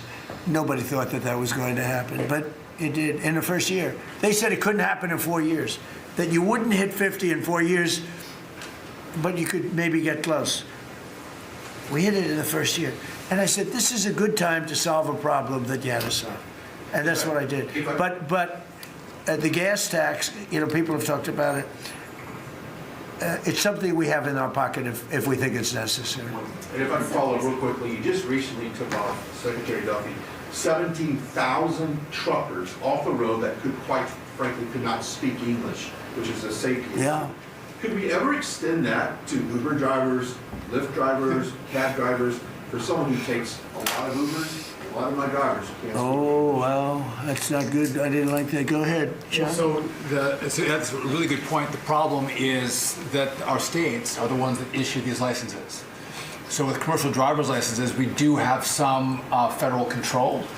But again, we have thousands of people who can't speak the language, long-standing rule, and it's a safety issue, right? If you can't understand road signs, if you can't communicate with law enforcement when you're pulled over and communicate what's on your rig, huge problem. But the last administration, Mr. President, they let truck driving schools self-certify that they were qualified to train truck drivers. And so this is like the Leering Center. So you pay $800 and you get a certificate that you passed a CDL driving school, and again, they have no skills. They don't have the knowledge, and they don't have the skills. They haven't gone through any of the testing. And then they get licenses, and they're killing Americans on our roads. So it's remarkable, the rot that the last administration allowed to take place. We are ending that, and I need partnership with our states. Even California started to come on board. Even Gavin has started to play ball with us, which is surprising. Sure. Not all the way. I mean, not very surprising. Gavin Newsom wants to run for president. I think we're going to bow out of the cabinet meeting. We'll bring you any relevant information as it becomes available. As I'm looking at it, I was waiting for some gas price stuff. We got the questions there from the media, and they asked about the gas prices, and he kind of danced around it. On J.D. Vance, they went to him for the negotiation update, and they kind of danced around it.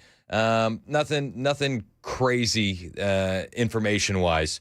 I love that Secretary Duffy was asked about, and President Trump was asked about the Uber drivers. You've experienced that, I'm sure. And we've had Savannah Hernandez on this show, an investigative journalist who says the Uber stuff is insane because you can just rent the profiles. Like, so even if the illegal alien doesn't have a license, he can theoretically purchase an Uber account that has already been verified through an online marketplace and then be able to get on the road and start Ubering that way. On the trucker front, I actually had this in the stack today. There is, I mean, we all know that the immigration stuff with trucking has been absolutely insane, but there was a trucker who got pulled over in Florida. Let me find this because It was absolutely wild. I had it, must have had it for yesterday, and we didn't get to it. But it was happening in Florida, and this is happening everywhere. Make no mistake about it. Like, if it's happening in Florida, it's happening in Tennessee. But there was a trucker who got pulled over, and the police officer is like running through everything with him, saying like, do you know what I'm saying? Do you know what this sign means? Do you know what that sign means? And the guy couldn't speak a lick of English. And these aren't incredibly hard signs. I mean, it's a stop sign. It's a keep right sign. If you're watching this on YouTube, you'll see the video of the interaction. The police officer is holding up these signs. This is still a major issue in our nation that needs to be rectified.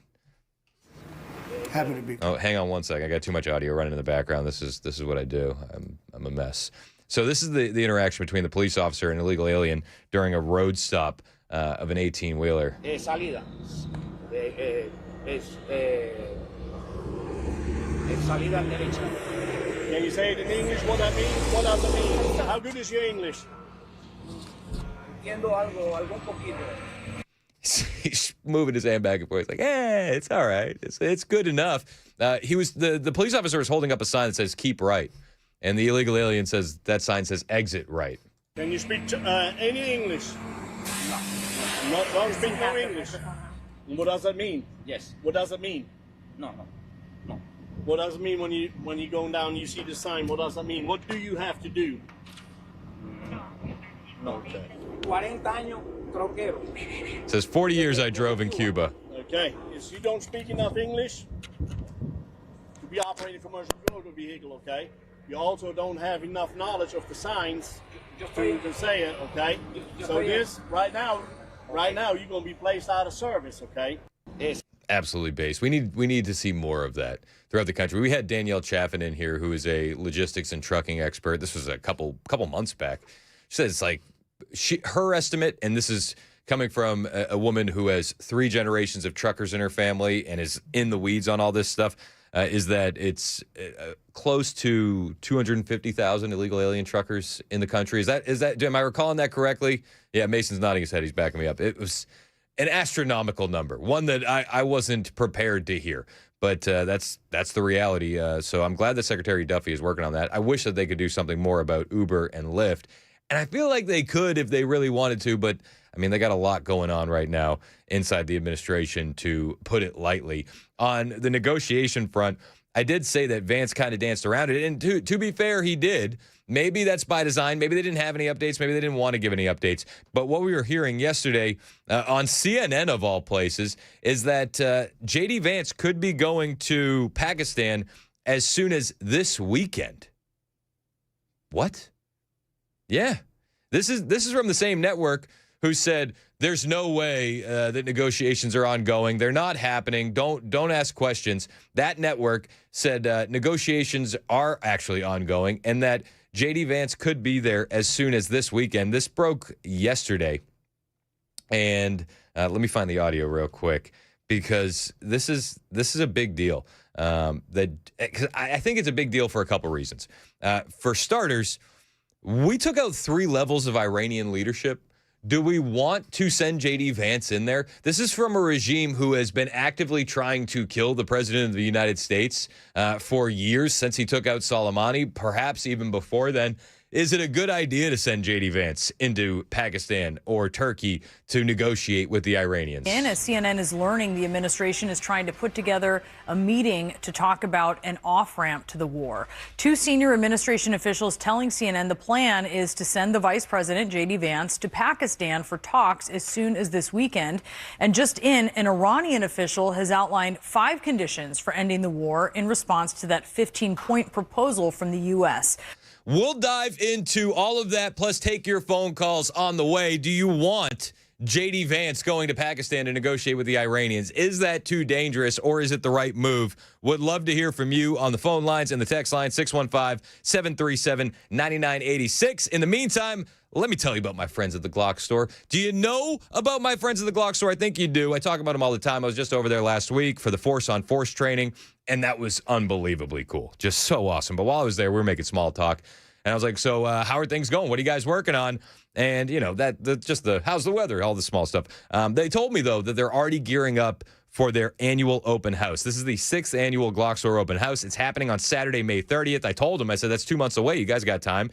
They said, yeah, that's why we're planning now. So, okay, well, that makes sense. I've been to a few of their open houses. You understand why they need the planning. It's the open house of the year. They always have amazing speakers. They have great demonstrations, shooting competitions, vendor tables with factory reps, free factory swag, and the best giveaways, bar none. Last year, they gave away over $25,000 in incredible raffle prizes, plus 3 Glocks, including a Glock Store custom Glock worth over $2,000. You could be the one winning a Glock this year. How many are they giving away? Who knows? That's what they're planning. The Glock Store's 6th annual Nashville open house is Saturday, May 30th. I plan on being there. You should as well. Minutes from the airport, worth the drive from anywhere, and always open online, glockstore.com.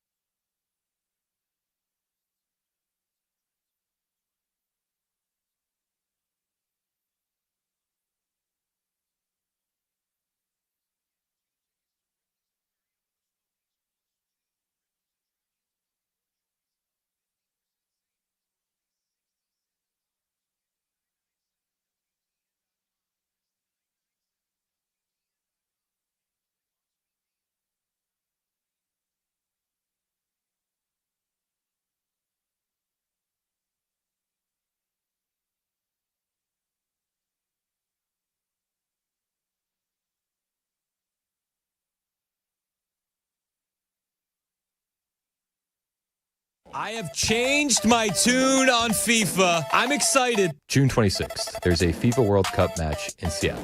This was designated as the Pride match. So it's going to be the gayest soccer game you've ever seen. And everybody was really excited about it. And it's in Seattle. So you can only imagine there's going to be like naked bicyclists and like a lot of penises Way too many. Yeah, more than none. The teams that were selected to play in the super gay soccer game, Iran and Egypt. No. It's like, this has to be a troll. Both of them have like in Iran, if you're gay, that's like jail for life. And I think that's them being like lenient. Yeah. And Egypt also has draconian anti-gay laws. Yeah. I've never been so excited for a soccer game. Oh.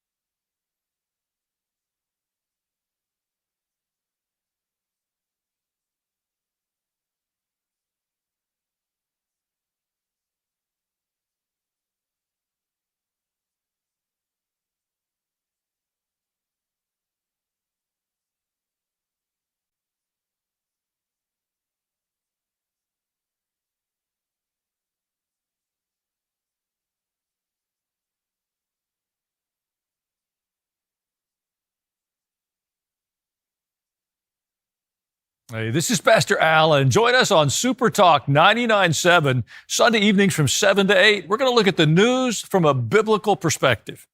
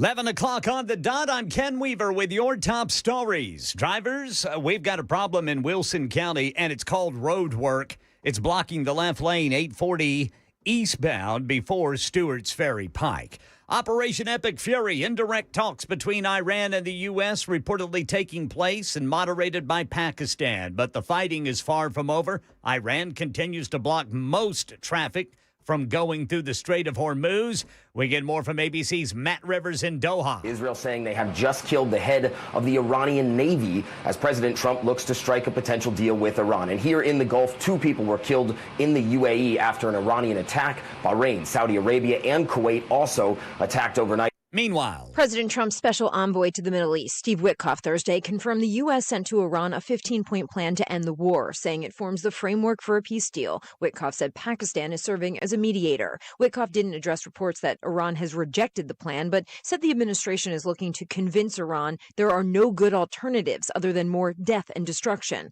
President Trump insisting Iran wants to settle things. They are begging to make a deal, not me. They're begging to make a deal. And anybody that saw what was happening over there would understand why they want to make a deal. Karen Travers, ABC News, the White House. Transgender women will now be banned from competing at the Olympics, according to a new decision from the event's governing body. ABC's Mike Dubusky. Ahead of the 2028 Summer Olympics in Los Angeles, the International Olympic Committee now says athletes will have to undergo a one-time gene test that would bar transgender women from female competitions. It comes a little over a year after President Trump signed an executive order aimed at banning transgender women from competing in women's sports. Entertainment news. Summer breeze makes me feel fine, blowing through the jazz under my mind. Dash Crofts of the soft rock duo Seals and Crofts has died, according to an agent for his daughter. He was 85. They scored a string of top 10 hits in the 70s, including this, their signature song, Summer Breeze. And reports say he lived a good part of his later life right here in Nashville. That's the latest news. Weather's next. I'm Ken Weaver, WTN News.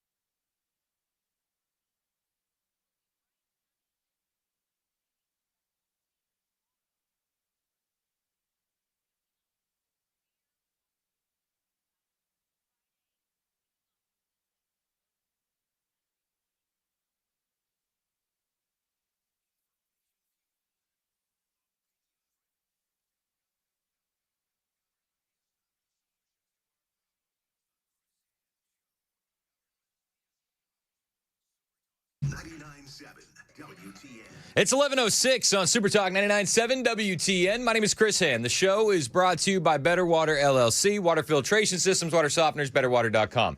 You can find me on every social media platform that matters: Twitter, TikTok, Instagram, True Social, even a little bit of Blue Sky. I dabble in the Blue Sky for the trolling. All of them are the same, at Chris Hand on Air. Hit the follow button. I will follow back. I appreciate you doing that. We are live on your radio. We're also live on the video side of things. YouTube and Rumble are the big ones. Smash the subscribe button and hit the like. We appreciate you helping us grow the digital footprint of the radio station. All right, phone lines are open. 615-737-9986. 615-737-9986. Because I want your instant reaction to this. New reports circulating that J.D. Vance could, as soon as this weekend, be heading to Pakistan or perhaps even Turkey for negotiations with Iranian leadership. And I'm curious what you think about it. Granted, you got to take the reporting with a bit of salt. It's on CNN, and it is basically laced with anonymous sources. So who knows if this is 100% factual or not, but let's have a little thought exercise here. Is it smart to send J.D. Vance, the number two guy, heartbeat away from a presidency, is it smart to send him to the Middle East for these negotiations? Is it safe? Would you take that risk? 615-737-9986. This is CNN breaking it all down. Again, take it with salt.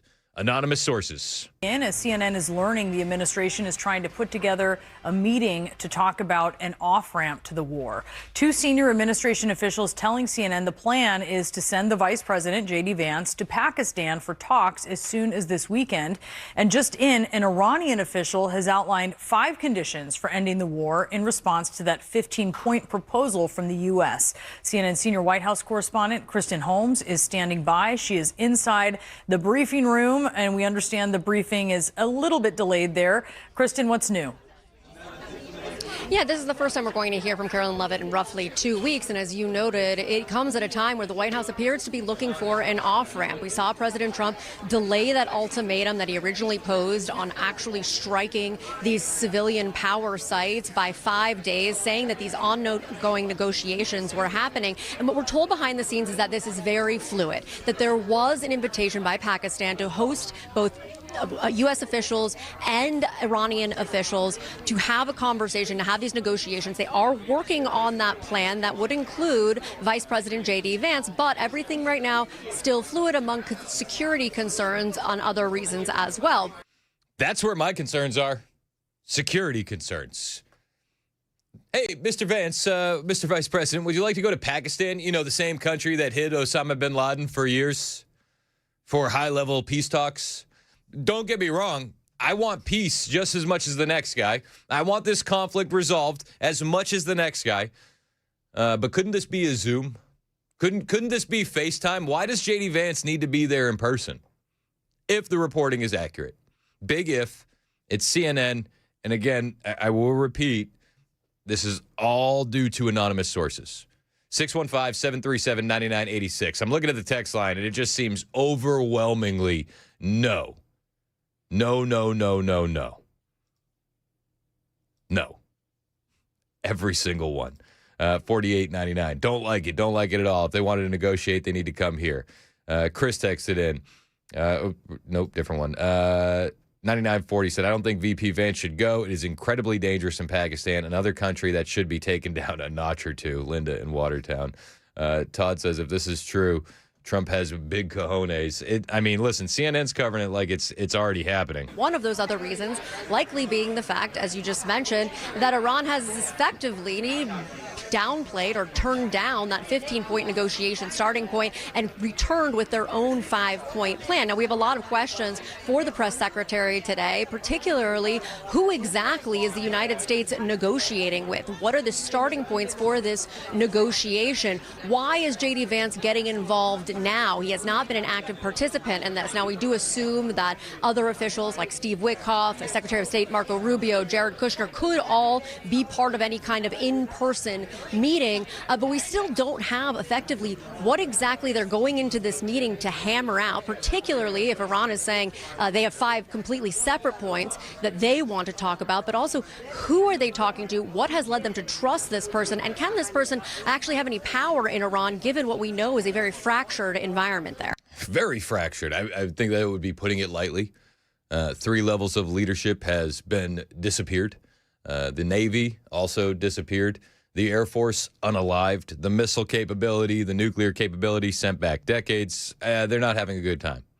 The Strait of Hormuz still needs to be open. The peace does need to be achieved. I just think a Zoom call would probably suffice. I don't think putting our vice president in the line of fire is exactly the right move, especially as these negotiations seem tense, to put it lightly. Caroline Leavitt was asked about the 15-point plan that's been floating around, asked about the negotiations and where they are in these negotiations. Who are you negotiating with? A lot of individuals are saying maybe it's the new Ayatollah, the one in a coma that's legless and also gay, though I will point out the Trump administration had nothing to do with him being gay. The latter two, they were very much involved in. But she was asked about the peace plan, and she said, listen, if you hear from the president, it's true. What you guys have been circulating, bit of misinformation. There about the 15-point plan is inaccurate. Can you say what is accurate with respect to ballistic missiles, the nuclear ambitions, and the Strait of Hormuz, which are things that the president has laid out that he wants to see a couple times in the past? Look, if you've heard it from the President of the United States, obviously it's true, as well as the objectives of Operation Epic Fury. We've said repeatedly, I've said them from this podium, the Pentagon has reiterated them. That's why we've taken military action to achieve them. So of course, those are goals that we want to see, but this full 15-point plan that's been floating around in many of your outlets, there's a lot of misinformation to that as well. And again, I would caution you from taking things from anonymous sources rather than verifying them directly with the White House. And this is why I made sure to lay out multiple times that the reporting that J.D. Vance could be going down there to the Middle East as soon as this weekend for high-level peace talk, it is only associated with anonymous sources. So, again, heavy salt should be added. But here we are. One thing I can tell you is that, yeah, I do trust the president when he says things, but even more so than that, I don't trust the Democrats. There was a bit of a standoff yesterday between Democrat Rep. Meeks and Republican Rep. Brian Mast. Meeks was trying to angrily subpoena Marco Rubio because he said Marco Rubio isn't giving us any information or answers about the war in Iran. This back and forth was unbelievable because Rep. Brian Mast immediately interjects and says, you have literally been to the classified briefings. Maybe you need to write down the information next time so that way you have the answers you're demanding. Pursuant to Clause 2M of House Rule 11, Clause 2K6 of House Rule 11, I move that this committee issue subpoenas to compel the testimonies of Secretary Marco Rubio, of Mr. Steve Witkoff, and Mr. Jared Kushner at a public House Foreign Affairs Committee hearing before the end of April 2026, so we, members of Congress, and the American people can hear from them directly on the most pressing international security matter facing Americans today: President Trump's war of choice in Iran. Well, I would encourage you, if you want to know more about what's taking place with the activities in Iran or anywhere else, feel free to attend any one of our fly-in day classified briefings, which you basically don't attend at all. Cool. And we had a classified briefing just last week with INR. You showed up 45 minutes late to that. Had you been on time, you might know a little bit more. Absolute savage takedown. What did they used to say in Mortal Kombat? Flawless victory. He didn't even, not a hair on Brian Mast's head was harmed. Fatality. Maybe if you showed up to the meetings, you would have the answers you demand. Maybe if you showed up on time and took some notes, you'd have the answers that you are demanding. This is where things get a little bit heated, a little bit tense. I'd also encourage you that when we have the classified briefings with Secretary Rubio, Secretary Hegseth, General Kane, Director of the CIA, John Ratcliffe, which we've had numerous ones with, you might want to take a few notes because clearly you're forgetting every single thing that they've told you, which has been every detail that you want to know about this conflict. So that would be my advice. There have not been numerous. There's been 3. That's numerous. One with the gang I need to of get you a 8. dictionary. I can use my phone and. I was not at the gang of 8. Define numerous, he says. I was not at the gang of 8 briefing. One meeting with the gang of 8. You're in the gang of 16. One meeting with the gang of 16, and one with the full committee, and we did not get answers there. Yeah, you're getting answers every time. Very important information. Do your job and lead this committee and let the American people and have some transparency. Just so you know, standing every week that we fly in here. You need some transparency for the American people. We need to have public hearings. Goes on every week. I can let you know when it happens in advance. You can put it on your calendar and you'll know, hey, the day we You have fly not had in, any public hearings. classified Why not? briefing. What are you Classified hiding? briefing right there. What do you don't want the American people to know? You have a hearing going on right now. You had What do you want several the last American week. people? I've not had. The three people that have been doing all of the information, all of the negotiating, is Mr. Kushner, Mr. Witkoff, and we need the Secretary of State. And those are the individuals that need to be here. You'll see Secretary and of those State in individuals May. should be subpoenaed here, and that's why I'm asking to have a subpoena to have them in this room so that the American people can see them and hear them, and they can get questions asked by Democrats and Republicans. That's who we are. That's the responsibility Like at that our the classified Constitution gives briefings us. that you must have forgot about. I mean, I love it. I love the takedown. Sir, you're so upset and you're so angry and you're demanding all these answers. Yet, and I would argue many members of Congress on both sides of the aisle, you're not showing up where you need to be to receive those answers. And you hem and you haw about lack of transparency. Well, the transparency was there. You were invited. You didn't show up. This is the modern Democrat Party. Does everybody understand that?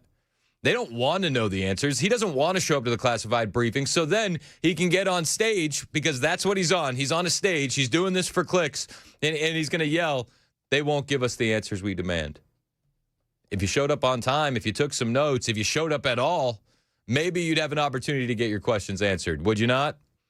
I loved this moment yesterday. The American people need to have public hearings. You know, Colin Powell and every other administration has had their people, top people here to testify in the public to justify particularly a war. You should be It is thankful. our job. You should be thankful. We have Undersecretary Donato. I don't know if you remember Bonnie Jenkins, who was under the Biden administration, but probably one of the dumbest witnesses we've ever had in Congress. I know that you want to protect the president. And the way you want to protect him is by not calling his people president. You just want to give him a check, just like the Dumas does for Vladimir Putin. No responsibility, no oversight, no public oversight. It's time for that to stop.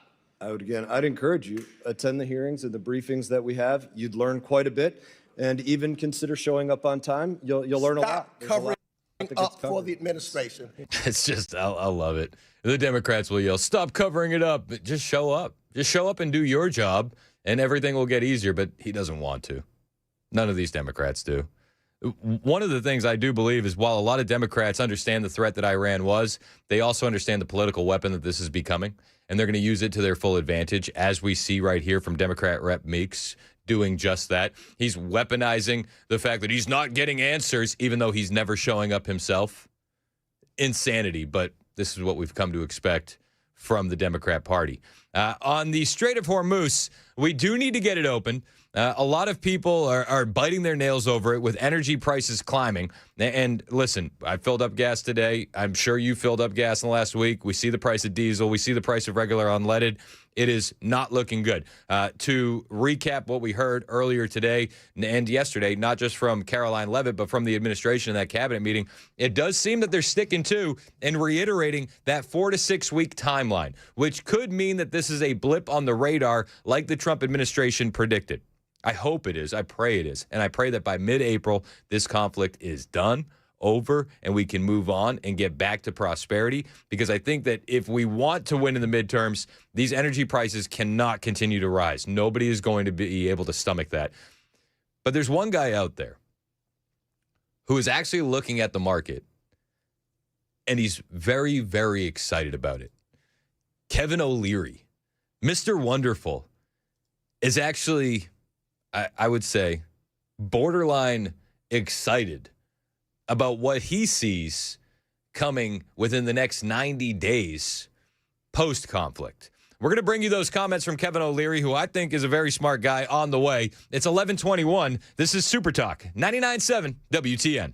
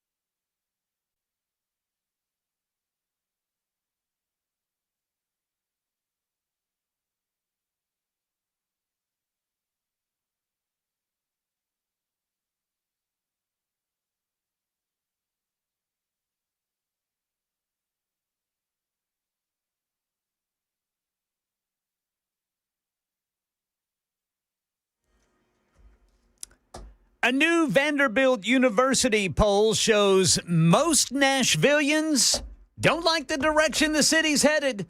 We'll tell you about that coming up at 11:30 on Super Talk 99.7 WTN. What don't they like about it?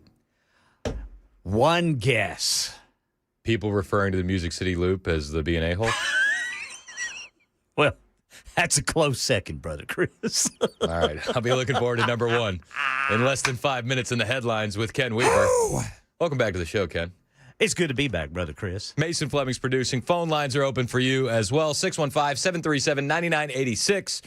So the Strait of Hormuz is closed. Everyone's biting their nails over energy prices, and understandably so. I filled up this morning. Not a fun time. No.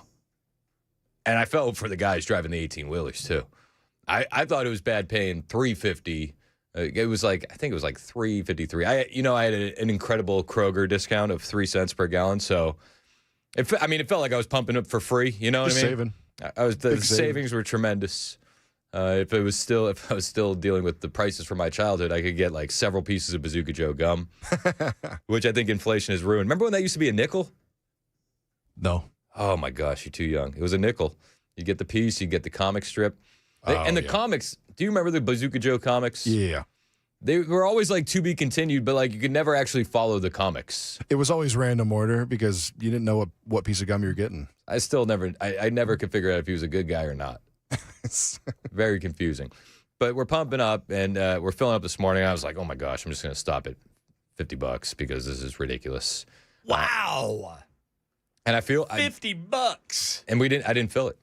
And I feel for the guys out there in the 18-wheelers. You know, we were talking about taking illegal alien truck drivers off the road a little while ago. I played a clip from Florida where a police officer was running through the street signs, and this illegal alien just couldn't answer any of them. And somebody had texted in. They're like, what about all the truck drivers who are being taken off the road right now because they can't afford to fill up? And it's like, I feel for you guys. I really do. I will reiterate. It seems like the Trump administration is really harping on that 4 to 6 week deadline again, which would mean this conflict is over mid-April. I pray that that's the case because I want energy prices to come down. There's a guy out there that maybe you've heard of, Kevin O'Leary, who is looking and kind of future casting what the market looks like 90 days from now. And I'll tell you what, I don't have the money Kevin O'Leary does. I don't have the experience Kevin O'Leary does. But he says when he's looking at this market, he's actually pretty excited about what could be at the end of the road when it comes to this conflict. That's really good for everybody because that's a lot more trade into Asia. That's the hub. UAE is the hub of trade for that whole region. That'll be a great outcome for investors like me. And I don't want to make light of the war. I keep saying that, but I'm thinking ahead 90 days here, and I'm liking what I see. Not the war. I keep saying that. I don't need the headaches on social media, but you know what I'm saying in terms of long-term vision. Yeah. Third, which I find really, really intriguing, is no matter what happens, no enriched uranium, that's got to be found and taken out of the country. That'll be part of the deal. Hormuz will be open in perpetuity. We've got 22 nations talking about supporting that financially. That's just like the Suez or Panama Canal. Great for the region. It's a game changer in the sense that all of a sudden you have stability in the fastest growing part of the earth. It's very, very bullish for world markets. And again, I preface it, I don't like war, but you got to let this play out because the big vision here is to finally stop this problem we've had for 60 years, and I really like that outcome. There is a bigger vision at play, and I think we can all understand that. Now, whether the vision is accomplished or not, only time will tell. And it's very hard to speculate. Well, it's actually very easy to speculate, but it's hard to speculate with any certainty currently. Is this going to stretch on into the summer? Is it going to be over mid-April? I'm hoping that it's the latter and not the former, but it could go either way. There's definitely a possibility of the Iranians going, no, we're not opening the strait. And you're going to have to deal with drones and the bombings in perpetuity because screw you guys. That's part of the equation. I pray that that's not the case, and I pray that these negotiations are going to happen and they are going to be in good faith and that everyone is going to remain safe. But when I hear a money guy like Kevin O'Leary say, guys, on the other side of this is greatness, it gives me a little bit of hope. Hope it gives you some hope as well. It's 11:30. This is Super Talk 99.7 WTN.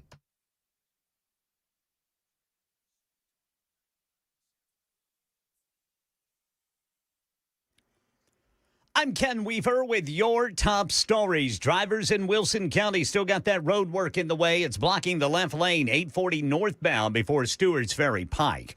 Got the full forecast in 5 minutes.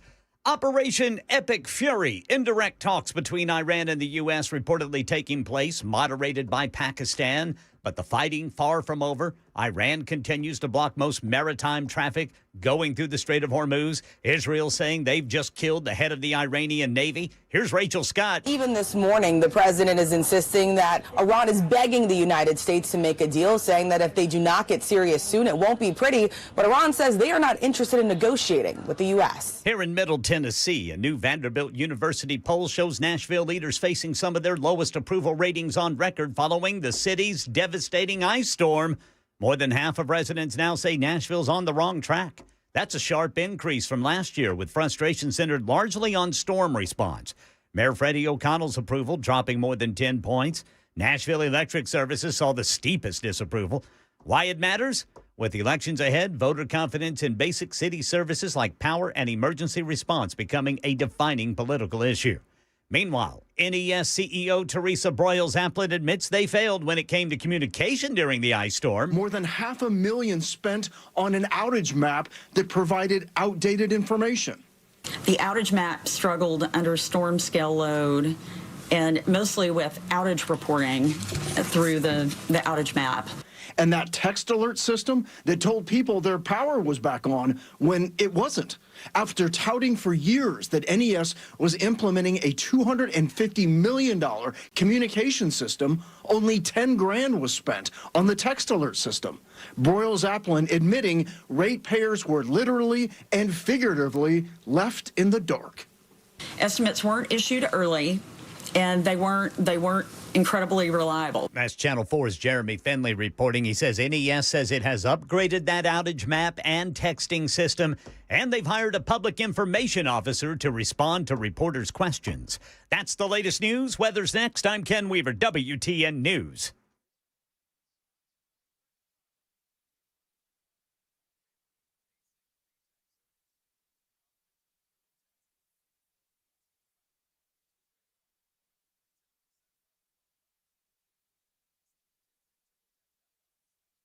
Hey, what's up? It's Chris Hand here from my friend Aaron Parker over at Parker Safes and Vaults in Shelbyville. If you've got firearms, jewelry, important documents, or even maybe some precious metals at home, ask yourself a question.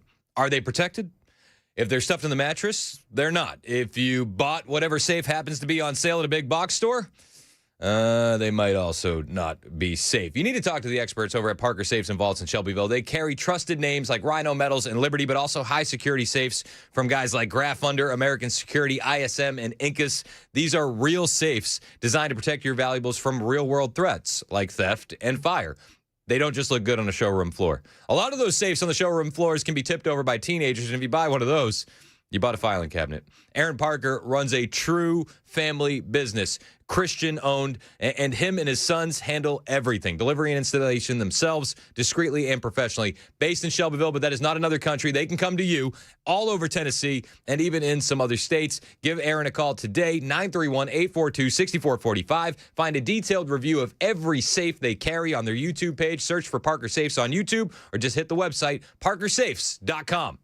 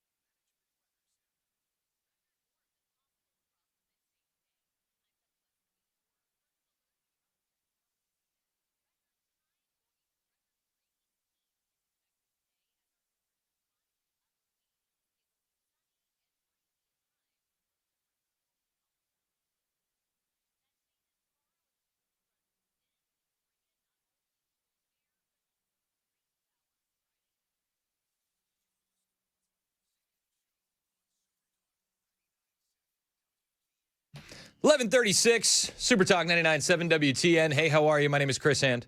Show's brought to you by Better Water LLC. Water filtration systems, water softeners, betterwater.com. I don't like them putting chemicals in the water that turn the friggin' frogs gay. It's a good point. Yeah. Put a nickel in the jar. Alex Jones is right again. Right again. If you need a reason, there it is, betterwater.com. I've been arguing with a liberal on the text line. Yeah, you were telling me about it. What's going on? Well, he was saying that, and I quote, Orange Jabba the Hutt randoms constantly and repeats himself. Mr. Early stage of dementia, we can only hope and pray. And only hope and pray. That was when we were airing the cabinet meeting stuff, and I said, you had the same energy with Biden, right? Question mark. Nothing.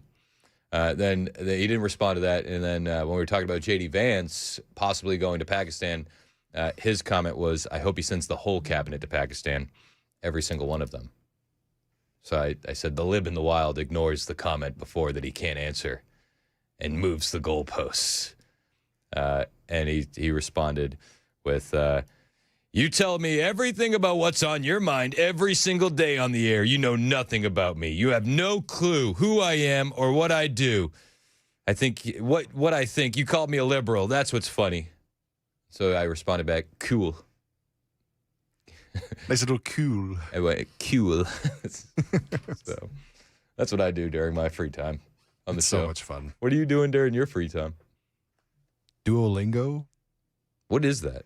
It's a language learning app. What language you learning? What do you think?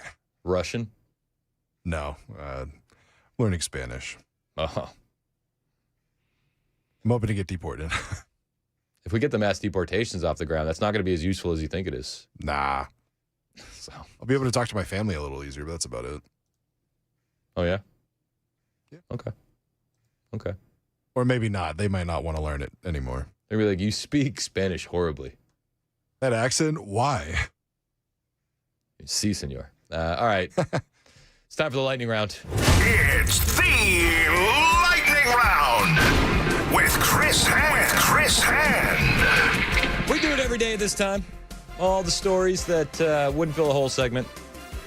Stories that we wanted to make sure we got to, but probably ran out of time. We like to call it the lightning round. First story in the lightning round. You ready for this one? I know you don't have daughters. Ken, you got daughters. Got one daughter. I have daughters. Yes, you too, brother Chris. I know. And we have 4 kids. I always joke with my wife. I said if the second one was a girl, I probably would have put the goalie back in the net because I don't know if Dad can do 3 weddings. He didn't want to risk it. But once we had a boy second, we were like, all right, we'll keep going. Then we had another boy. I was like, ooh, I like how this is turning out. And then we had another girl. I was like, okay, 2 weddings tops. Stop it right here. That's the line. Did your daughter ever play with American Girl dolls? Yes. Okay. My daughters love American Girl dolls. There's a new one out, and people are very excited and also very upset. Okay.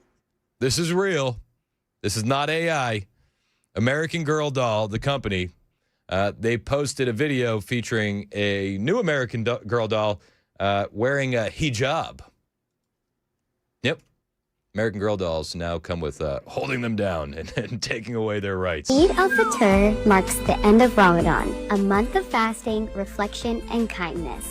On Eid, we wear our best clothes to celebrate a fresh start. Eid starts with a special prayer at the mosque or in the community. We greet everyone by saying Eid Mubarak, which means Blessed Eid. After prayer, it's time to eat. Eid meals often include sweet dishes like sheer kurma, dates, or halva puri.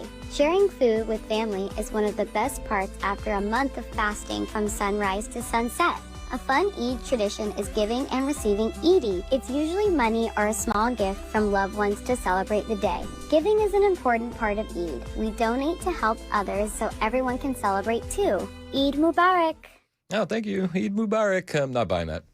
And I just think that this iconic brand is doing everything they can to tank themselves. This is the same brand that introduced a transgender American Girl doll a few months back, if you are keeping score at home. And now we have the Muslim hijab wearing American Girl doll. What are they thinking? I don't know. I don't know. Got another story for you here in the lightning round. Okay. I was... thought I'd give you a little delay today. Yeah, you did. And it made me been on the money. I can't let you get too comfortable. I got very nervous. Just a little bit. I got very nervous. All right, so there was just a shocking crime in New York back in 2025 where a trans illegal migrant sexually assaulted a New York City teen in a bathroom. Do you want to hear what happened? We're following up on this story, and it is absolutely disgusting. The extraordinarily low sentencing just got handed down. This is a man who pretends to be a woman who admitted to sexually assaulting a 14-year-old boy in Manhattan. And on Wednesday, he was sentenced to 6 months. 6 months. The New York Post has a story. The extraordinarily low 6-month sentence handed to a trans illegal migrant who admitted to sexually assaulting a 14-year-old boy in Manhattan sparked outrage Wednesday from a victims' rights group and left even former prosecutors in shock. Do you remember when we said if we don't stay up on what's happening in this country, we're going to quickly become London? This sentence is like England, when the groomers and the rapists are getting way, way, way too lenient of sentences. This is disgusting and vile. If it were up to me, I think if you sexually assault a child, the criminal penalty should be wood chipper, feet first, slow speed. That's just me. And I'm happy to help pursue legislation to make that the law of the land. I don't think we should be going out and doing it on our own. But 6 months? 6 months. New York Post goes on to say legal eagles were baffled by the slap-on-the-wrist plea deal the Manhattan District Attorney's Office struck with Nicole Alexandra Contreras Suarez, a 31-year-old transgender illegal alien from Colombia. The vicious 2025 assault of a 14-year-old boy in East Harlem. I didn't know you could get 6 months on this, said Seth Zuckerman, a former prosecutor in the Brooklyn DA's office and current criminal defense lawyer. It's generally a minimum of 2 and a maximum of 7, which is also ridiculously low if we're keeping score at home. So I think something must be wrong here. No kidding. No kidding. He said, I've got clients charged in similar statutes who are not given the same opportunity to get such a favorable deal. Well, are all your clients as stunning and brave as this transgender illegal migrant? That's what I would ask. The convicted rapist was promised a sentence of just 6 months, which has already been served, a sweetheart deal even by existing statutory standards. The light sentence also didn't sit well with Mark Bedreau, a New York City defense attorney and former prosecutor in the Manhattan's DA's office who has worked many rape cases over his career. He said traditionally someone who is preying upon a child, following them into a location and raping them, that's a terrible crime. And he called the promised 6-month jail term for the sick assault extraordinarily low, especially as Contreras Suarez, who has been locked up in Rikers Island since the arrest in last February, will get credit for the time served at the April 27th sentencing. So this monster is about to walk. And nobody's going to bat an eye. This is America, where now your kids can be raped by illegal transgender migrants and they get 6 months? Time served? Absolutely vile. Absolutely disgusting. This story's not getting enough attention. It should be getting more. Got another story for you here in the lightning round. You know, you'd like to think that these stories won't happen again, but I got bad news for you. That we're definitely going to see this more. We absolutely are. You know where we're going to see it next, and I don't want to predict this stuff. Like I feel bad even saying this, but you know where we're going to see this next? The Commonwealth of Virginia. You want to know how I know? Well, this is the next story in lightning round. Virginia is now allowing illegal migrants who don't speak English to enroll in public high school up to age 22. What's that, you say? Yeah, run that back. If you are an illegal migrant and you don't speak English, you can enroll in public high school in the Commonwealth of Virginia up until age 22. So there's going to be 22-year-old illegal aliens roaming the halls with your 14-year-old daughter in the Commonwealth of Virginia. What could go wrong? What a better advertisement for homeschooling. Dude, honestly. You know what is even more infuriating? If you're an American student, right? Like say you have some learning disabilities. You know, I'm not even talking about like your average student, right? But just say you have learning disabilities. You're on a personalized education plan, and you're on an IEP or something, right? And you want to stay in that high school longer. The American kids get booted at age 20. The illegal migrants, they get to stay until age 22. Kayleigh McEnany was talking about this on Fox News yesterday. A Virginia mom is speaking out over a statewide policy that allowed for a 19-year-old illegal immigrant from El Salvador to be a student at her daughter's high school, where he is now accused of groping girls in the hallways between classes. Israel Flores Ortiz entered the country illegally 2 years ago under Joe Biden. And even though he's 19 years old, which is older than the average high school graduate, he was still enrolled as a student. And in the state of Virginia, that is completely legal. Virginia public schools have a policy for students from other countries, and that policy reads in part, quote, if an English learner student is enrolled in a Virginia public school and turns 22 during that school year, that student may continue through the end of that school year. Just let the 22-year-old illegal aliens be in the high school with your kids, you stupid racist. Is that what they want us to sit down and shut up on this stuff? This kid already groping females in the hallway? Are we not going to see more of this if this policy stands? Do you think the moderate Democrat in charge of the Commonwealth of Virginia, Abigail Spanberger, is going to have any sense of responsibility and change this? No, of course not. Of course not. And mark my words, we're going to hear a horror story out of Virginia because of this policy. Where is the common sense in these blue states? You got an illegal alien rapist in New York raping a 14-year-old boy 6 months. You got a 19-year-old illegal alien in the school with your kids in Virginia just groping them. No big deal. No big deal. Now, to put that into perspective, high school freshmen are typically between the ages of 14 and 15. So theoretically, this man could have stayed in the Virginia public school system until he was 22 years old, with people almost a decade younger than him. Now, 22 is older than most college graduates. And here's one mom's take. It's terrifying as a parent because when I send my daughters to school, I think they're safe in the care of the school. And in this case, they absolutely were not safe. And I don't know what parent wouldn't be completely distraught at the idea that their daughters could be getting sexually battered while they're changing classes. This is a public safety issue. This is a problem for every single parent in the school, whether you're a Democrat, whether you're an independent, or whether you're a Republican. This is a public safety issue, and every single parent's daughters are at risk because of this policy. She's absolutely right. 100%. I have a niece that goes to public schools in the Commonwealth of Virginia. I will go ape bleep crazy if anything ever happened to her. And you know what? Currently, as it stands, because of this just overwhelmingly open policy here, this loving, caring policy where they're going to prioritize illegal aliens once again over American citizens, it's not out of the realm of possibility that something does happen to her.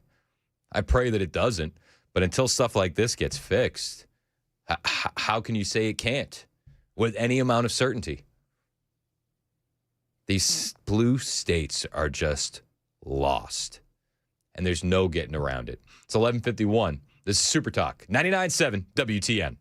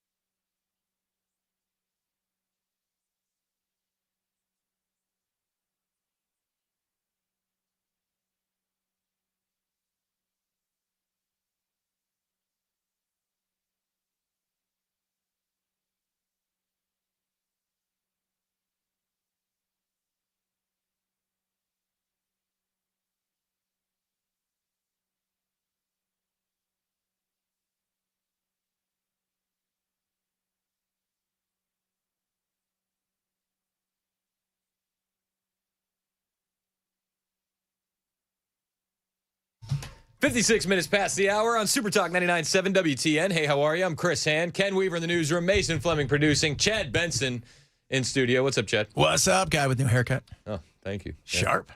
Got to hit my guys at Midtown Barbershop, man. Right on, right on, right on. I would recommend them to you. I shaved my head today. There's a lack of a need. I shaved my head. Yeah, you're more the independent guy. I am more of the, hey, it's time for me to get a haircut. Who am I going to go to? Chad. Yeah. So that's who I went to today. Tipped myself away I went. There you go. How much do you tip? $3 because I only charge myself $3. Okay. So solid $6. I give 50%. Yeah, I mean I give 100% of the tip because it's look what I did. And then you got to pay the shop fees. That's wrong. Absolutely, I got to pay you for my chair. Yeah, everything goes back to the shop. They're really not making any money. No, not on me. What are you paying attention to today? I'll probably talk a little bit about Iran. We're going to talk a little bit about obviously the chaos of the travel, which is tomorrow's the big day for the travel of chaos. That is going to be because that's when a lot of families and people. That's when a lot of people have their spring break starting tomorrow. The younger kids, not the drunk college kids, who are already spring breaking it all over the place.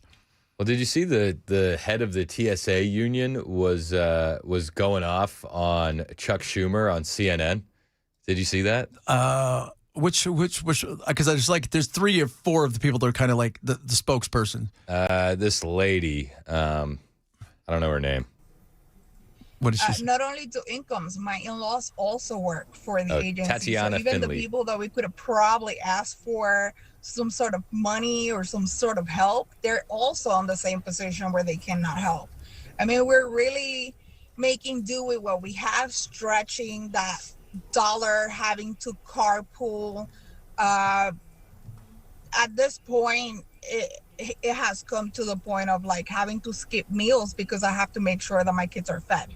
I mean, how sad is that? I know. This is the 3rd shutdown that they've had to deal with because of the Democrats in the last 6 months. Just get these people paid. So they were trying to push through legislation where they said, okay, members of Congress won't get paid if there's a government shutdown. And somebody told Rick Scott, a Democrat senator told Rick Scott, I'm not going to be able to pay my mortgage if I'm not getting a check. Oh, well. Like, duh, dude. You're making, and this is just napkin math, you're making $174,000 a year, right? The average TSA agent's making $50,000 a year. If that. If that. They're currently sleeping in their cars, skipping meals. Plasma. Having to pay to park at work, which is just asinine. That's insane. Just bananas. So all of that. So now they're actually paying to go to work.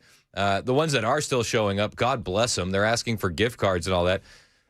But you're worried as a member of Congress, a Democrat member of Congress, that if you don't get paid during a shutdown, you can't make your mortgage? It's like, dude, how tone deaf are you? Yeah, you have a mortgage. And you're probably worth $30 million because of the insider trading. Absolutely. There's lots of insider trading going on. Oh, 100%. Ooh.